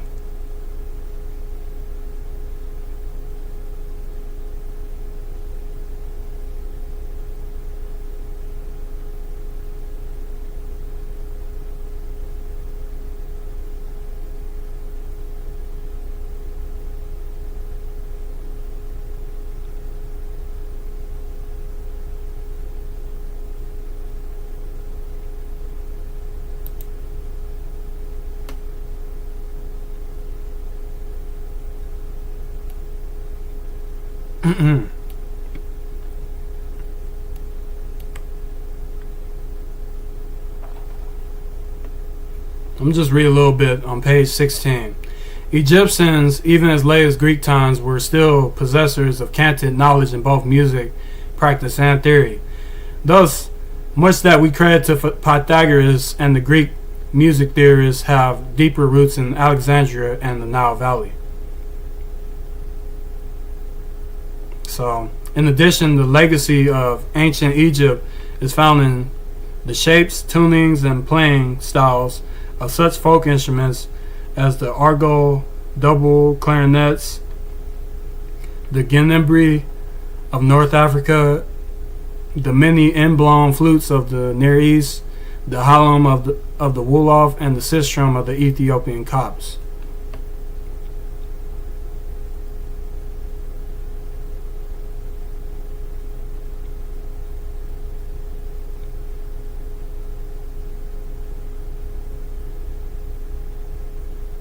We can go to the origin of the guitar, as he just mentioned.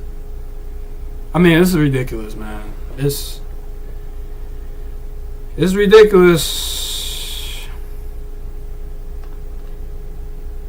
We almost through. We 2.5 hours. Music was used to heal by the Egyptians, the Africans, the ancient Africans, dark-skinned Africans, who are the so-called black people.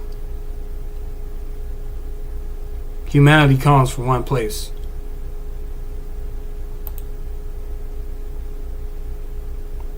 Toledo taught music. Okay. I can't pull. I don't think I can pull up "Stolen Legacy" by George Jim James. Let me see if I can.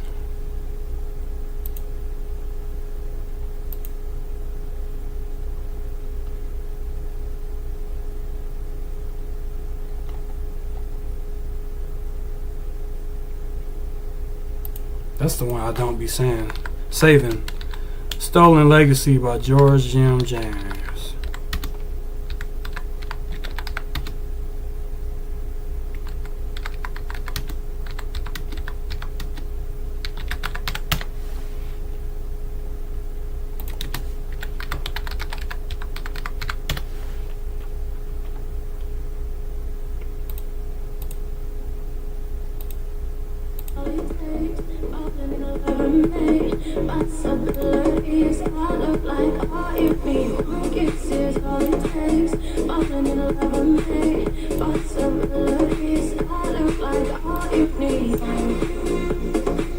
So right now we're looking at "Stolen Legacy" by George Jim James. The Greek philosophers learned music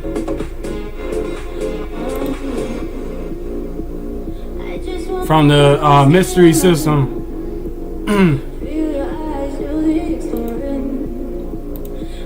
I can't borrow the book.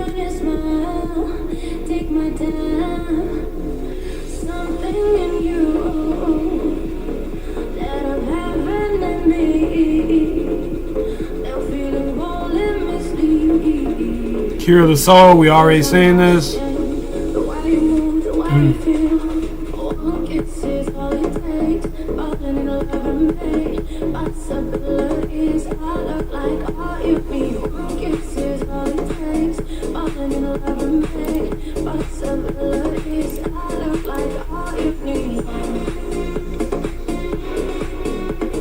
Pythagoras was also trained in music by Egyptian priests. We already seen Kendra's History of Ancient Egypt, Volume 1.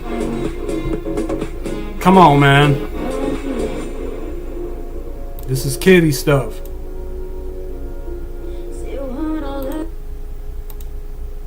Of course. Now, I will give the whites credit for bootleg music. There's a lot of music coming out in support of the police lately.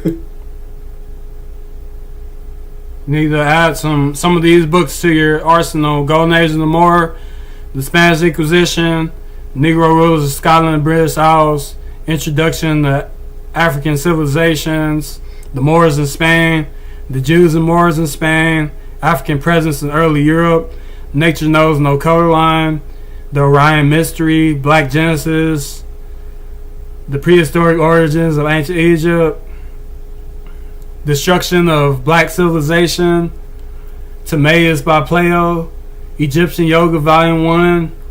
So many books here. They're not on the screen currently, but in support of the president, bootleg music is an original white genre. But it is Black History Month. And in honor of Black History Month, every week we will be going through a Black History Month spotlight. So let's start with OG Sister Rosetta Tharpe. There is no rock and roll without Sister Rosetta Tharpe. Speak on it. But there's also no Elvis without that brother Chuck Berry. Hey man, listen, that boy Elvis was stealing from niggas. Man, stole everything. Everything he You know what started. I'm saying? He never the hound dog. That's Rosetta Tharpe, man. Yeah. What we doing? His dance moves was Chuck Berry. That's all Chuck That's Berry. it, yep. You know what I'm saying? He took Rosetta Tharpe, Chuck Berry, and tried to make himself the king of rock and roll. But there is no rock and roll without a black woman. Yeah. And then let's get into the mother. So, rock and roll consists of the guitar, right? We went over this in our previous live stream. Here we go. So he's talking about rock and roll, you know, connotative linguistics, connotative meanings. He's saying America. I don't even know if he know the difference between the continent of America or the United States of America. But he's using these words, right? He's using black, all this stuff, right? Music, guitar, rock and roll, you know, stolen, all this stuff, right? So we got here on page 96. Let me close this so y'all can get a better view. So, I'm going to start up here. During the Middle Ages, masqueraders used to blacken their faces, quote, so they might better pass as Moors, end quote. And they would dance such dances as the Moorish dance of England and the Morisca dances apparently named after the derived from the Moors. Another of their legacies in dance is known as flamenco moro, a dance from which today's flamenco is derived. The renown of the Moors in the arts was such as that a Frenchman wrote in the 1600s, quote, I can tell from here what the inhabitants of Venice are like. They resemble the Moors of Granada, a small black people burned by the sun, full of wit and fire, always in love, writing verse, fond of music, arranging festivals, dances, and tournaments every day, end quote. The Moors were thought to have introduced the earliest versions of several instruments, including the lute or el-oud, the guitar or kithra, and the lyre. The arts and leathers flourished among the Moors in Spain, and they were renowned for their skills and contributions to sciences and philosophy as well. Rogers mentions certain books, one published in 1610, in which the Spaniards are described as a, quote, white, end quote, people being ruled by, quote, black, end quote, one. So, the word, quote, Moor, end quote, signify the black man.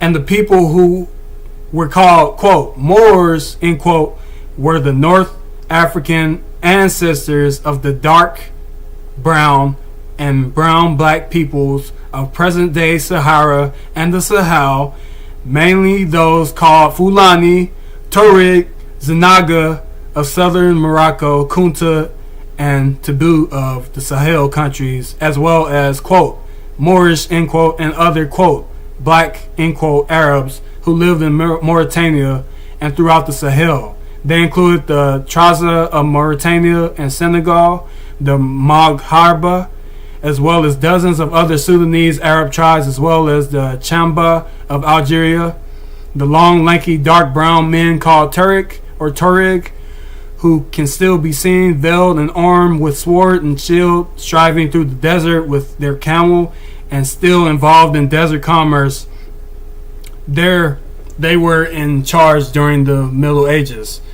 The copper black Arab, quote, Moors, end quote, are descendants of the Yemenite and Hijazi Arabs, Arabians, the main bringers of Islam to Africa.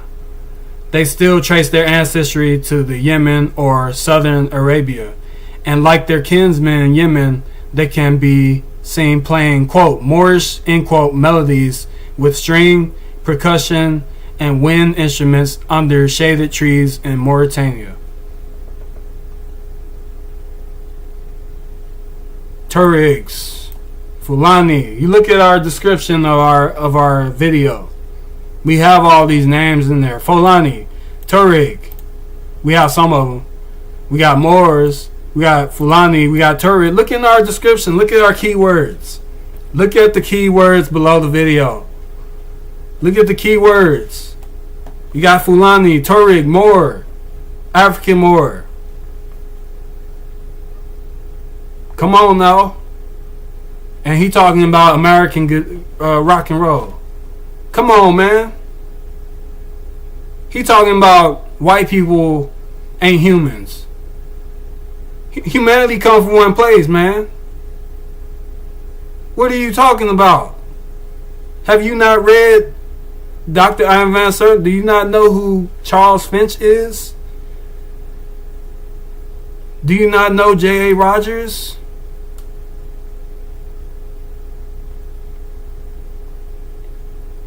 So this is doing nothing but causing confusion, causing division and schism, because he doesn't know the origin, the etymology of the word Moor. Clearly he doesn't. If he did, he would relate it back to African Moorish history, which this is right here, what I've been showing, what we've been expressing through our clothing, transporting your knowledge, your perceptions back to ancient ancestral knowledge and mystical philosophy. Of grunge music, Tina Bell, Yes. and her band Bam Bam. So Seattle, Washington, they're known for, being the face and the pioneers of grunge music, but they made Kurt Cobain the face of it. Yeah. I think it's Kurt Cobain and Alice in Chains. But before those two groups came along, there was a band called Bam Bam, with the lead singer and vocalist being Tina Bell, Yes. a black woman. Yes. Just to touch on this. Now, as far as grunge, what he's saying now, I wasn't going to touch on this, but this really has nothing to do with the subject at hand, but I'm going to just throw this in here. But grunge, Nirvana, even the name helps dark-skinned people in the Western Hemisphere trace their spiritual philosophy teachings back to the East through the name of the word Nirvana. Nirvana means liberation. The teachings of Buddhist philosophy comes from Africa. Of Hindu philosophy comes from Africa.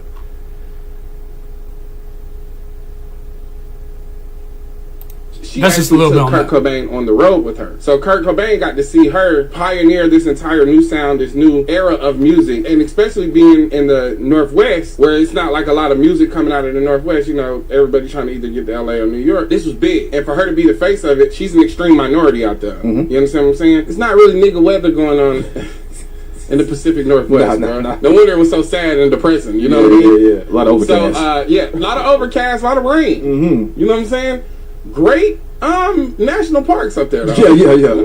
But back to the niggas. Tina Bell basically pioneers the subgenre of grunge. And of course, they don't want a black woman being the face of any genre of music. So she...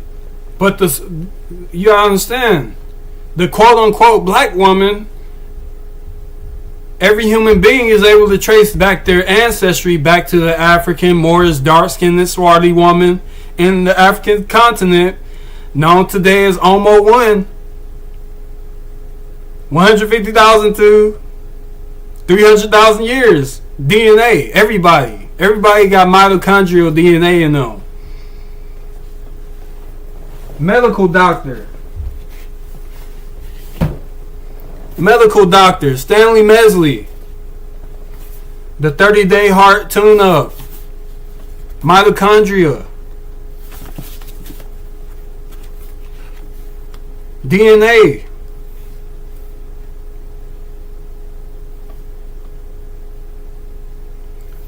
(221 to 25).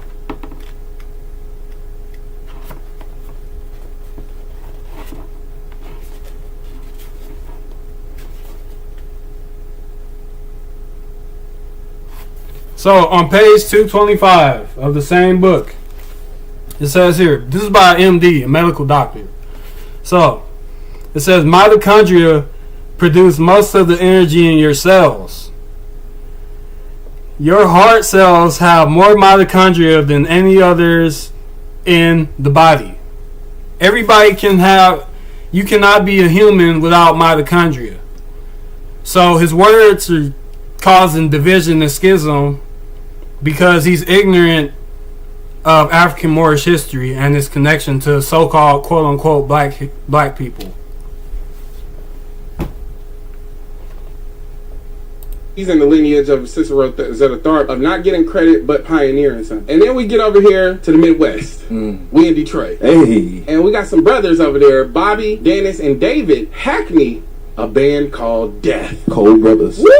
There's some cold brothers. Now these brothers are the pioneers of what today is known as punk rock music. Some black boys. Yep. And these three brothers basically was in that garage cooking some shit up. This is before the Buffs. Before the Buffs. This is before the Buffs. And then let's get into one more. Because we're going to go across the lakes to Chicago where a brother named Frankie Knuckles. Oh shit, Frankie Knuck. Frankie Nutt births house music in Chicago's underground, not only black gay scene, but black middle class scene. Okay. So there was a lot of tension in the streets. This is the rise of gang war and gang culture due to the war on drugs and things like that. So a brother named Frankie Knuckles, who was a DJ at the Loft in New York, opens up this spot called The Warehouse, and house music is born. Shout out to Frankie Knuckles. Shout out to niggas, man. But black people created every fucking popular genre of American music, bro. Of course. Now I will get. The African Moors are responsible for music, the creation thereof. It originates there. So this is the shame that while they mock black history and you get podcasters like Deontay Kyle, who unfortunately didn't do enough research before making the statements. I'm early to projecting. White people didn't even consider us human, 3/5 human. That was never our problem. Our main problem is why we considered them human in the first place. We consider them human in the first place because they are human. Just like quote unquote black people are human. But however, quote unquote black people not tracing their history back to African Moorish history. They're brainwashed of the transatlantic slave trade, slavery. They're not told their African Moorish history, their connection to the Wolof, the Fulani, Mongolian tribes, Europe, Scottish people. They're not told this. They're not told that the Barbary corsairs or pirates or Moorish pirates were enslaving the Europeans during the transatlantic slave trade. The same people that they descend from. But you get podcast hosts like this. Unfortunately, they don't know African Moorish history. If anybody 3/5, look at their behavior. And this causes schism, this causes division between the quote-unquote races, which is an illusion. So this is just,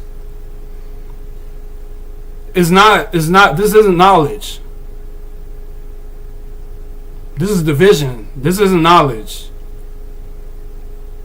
It may be shedding some light, but it's not shedding the 100% truth. There's still confusion. There's only one race.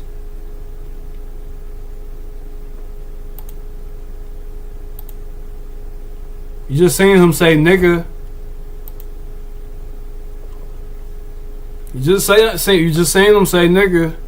So we about to go back to the same page in John G. Jackson's book. And it's right here. 189.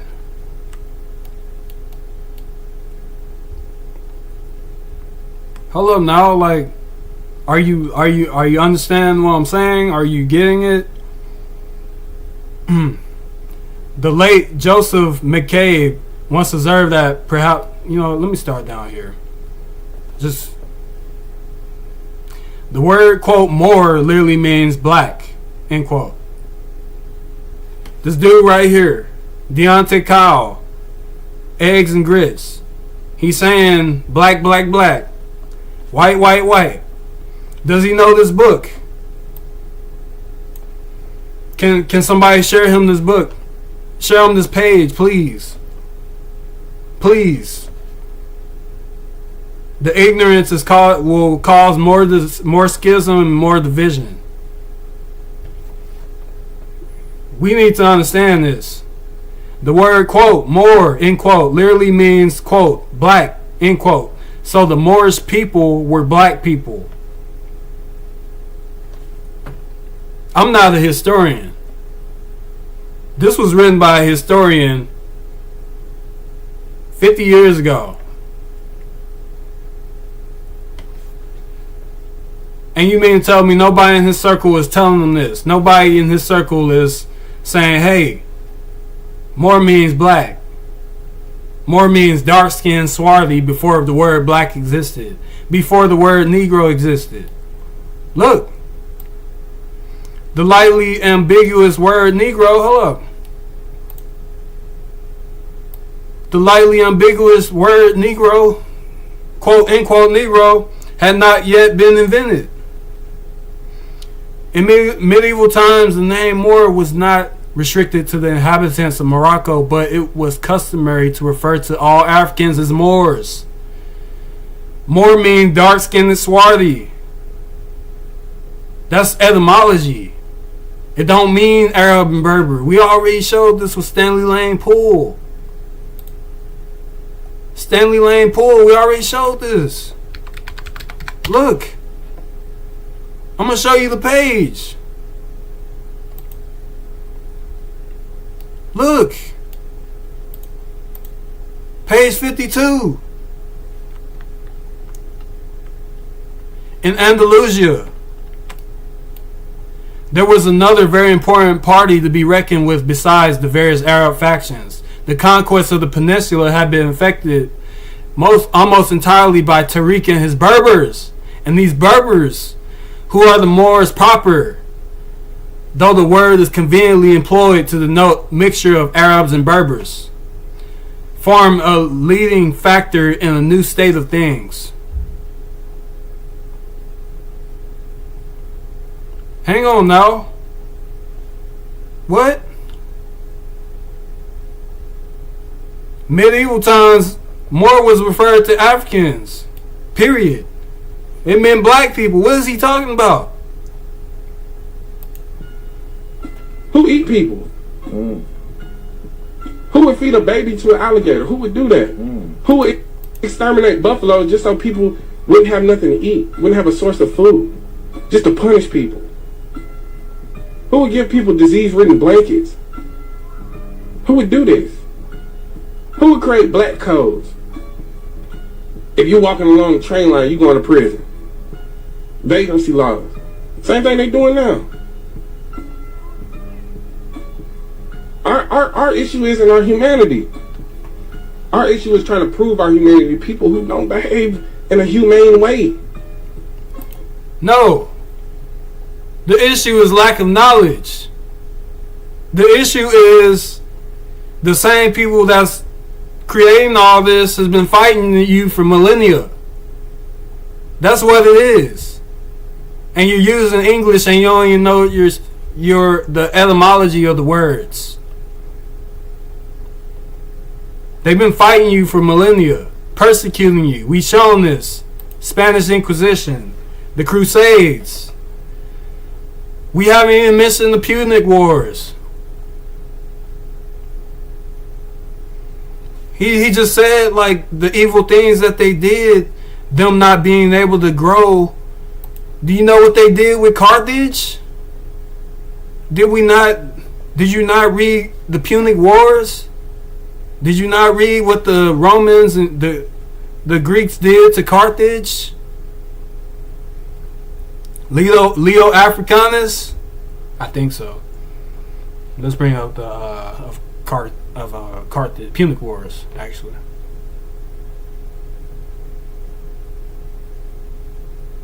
We're gonna bring up the book Punic Wars.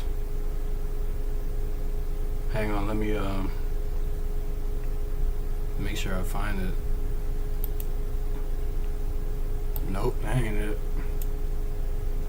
Got a lot of windows open. Let me go on my drive here. Bear with me one moment. Let me put on some music.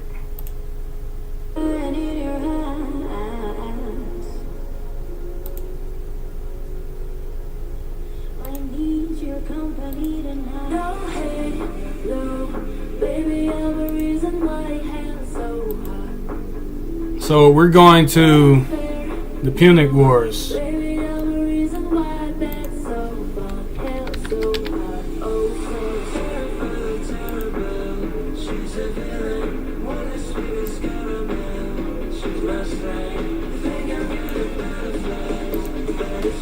going to bring out the Punic Wars. I don't even know if it's in this book. It may not be in this book. They burn Carthage to the ground. And the people there couldn't grow in the soil. I think they put salt in the soil. So they couldn't grow crops.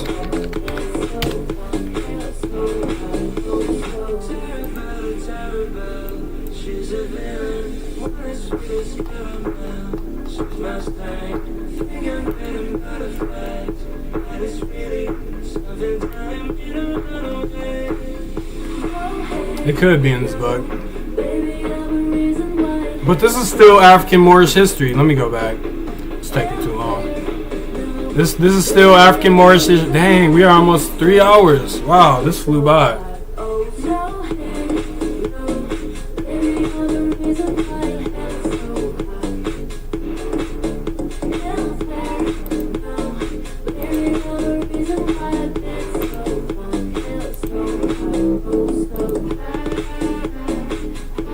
Got a lot of windows open. Excuse me.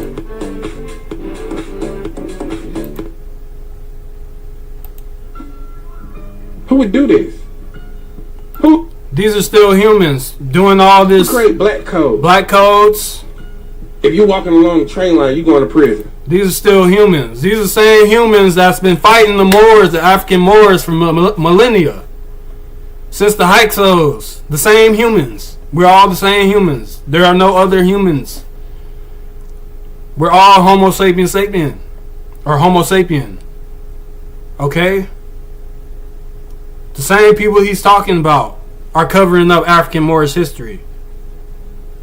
Not being able or hindering so-called black people from connecting to their African Moorish history, or black people, quote unquote, in the diaspora.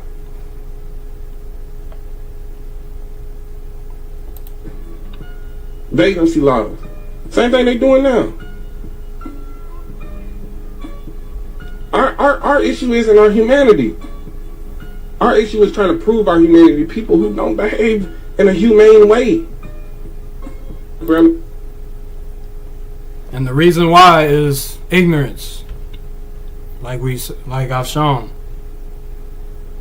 This is why these Masonic orders, night orders exist, to continue the fight against the so-called black people in the Western Hemisphere and the diaspora, as we have seen.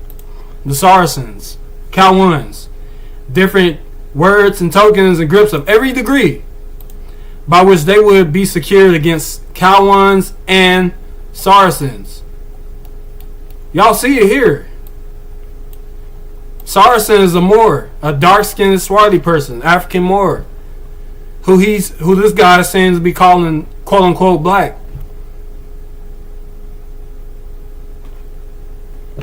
So, I guess one last thing that I was gonna touch on, really, it kind of rubbed me the wrong way. It was, what's his name? Al Green. Al Green.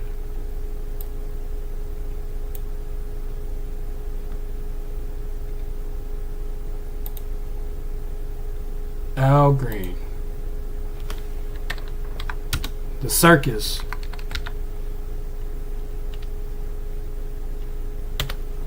This is a circus that the quote unquote black people have to deal with.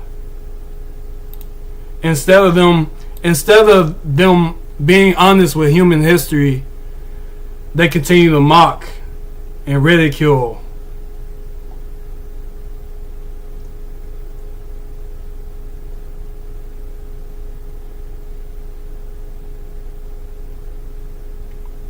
Let me bring this up so y'all can see. So we have here NBC News. Republican. Hang on.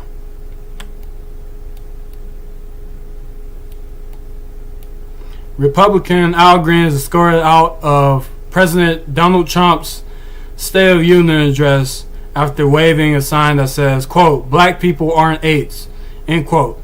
An apparent reference to a video Trump posted that depicted former President Barack Obama and former First Lady Michelle Obama as apes. So we understand that human beings are apes, right?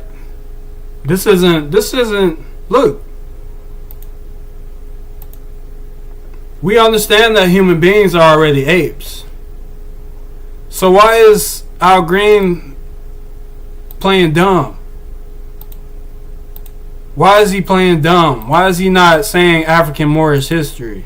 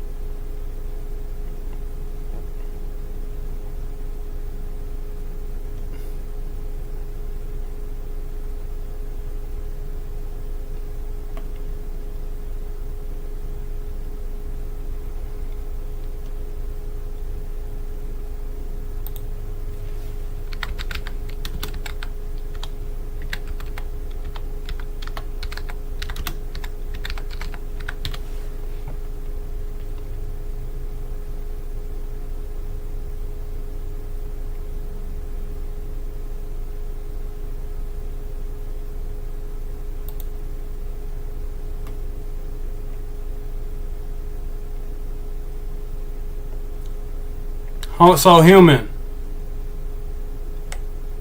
We're on Wikipedia. That's what the common people go to. That's what common people have access to. But Wikipedia isn't a reliable source.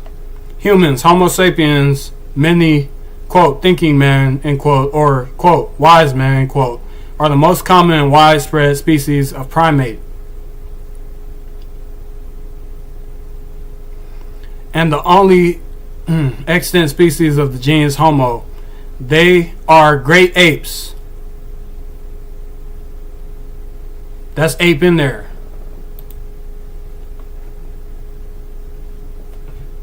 Who's known as great apes. Hominidae. Homin. Homo.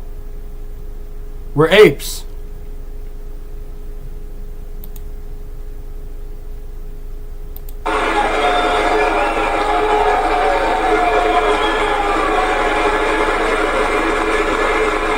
And we will never go back to where we were just a very short time ago. We're not going back. Today our border is secure.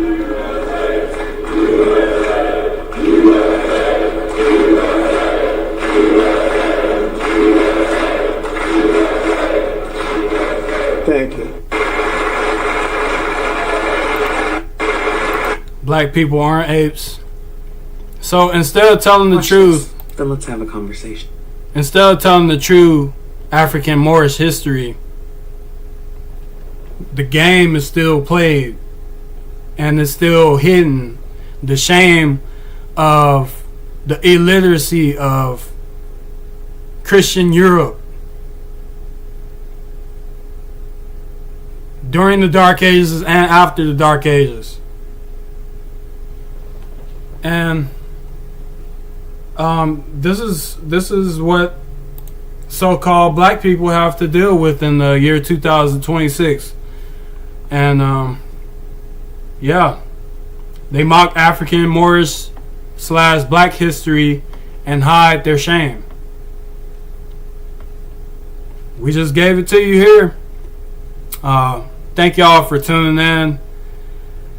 This has been our longest live stream, and I hope y'all can see the evidence and cross-reference and come to your own conclusions or hypothesis.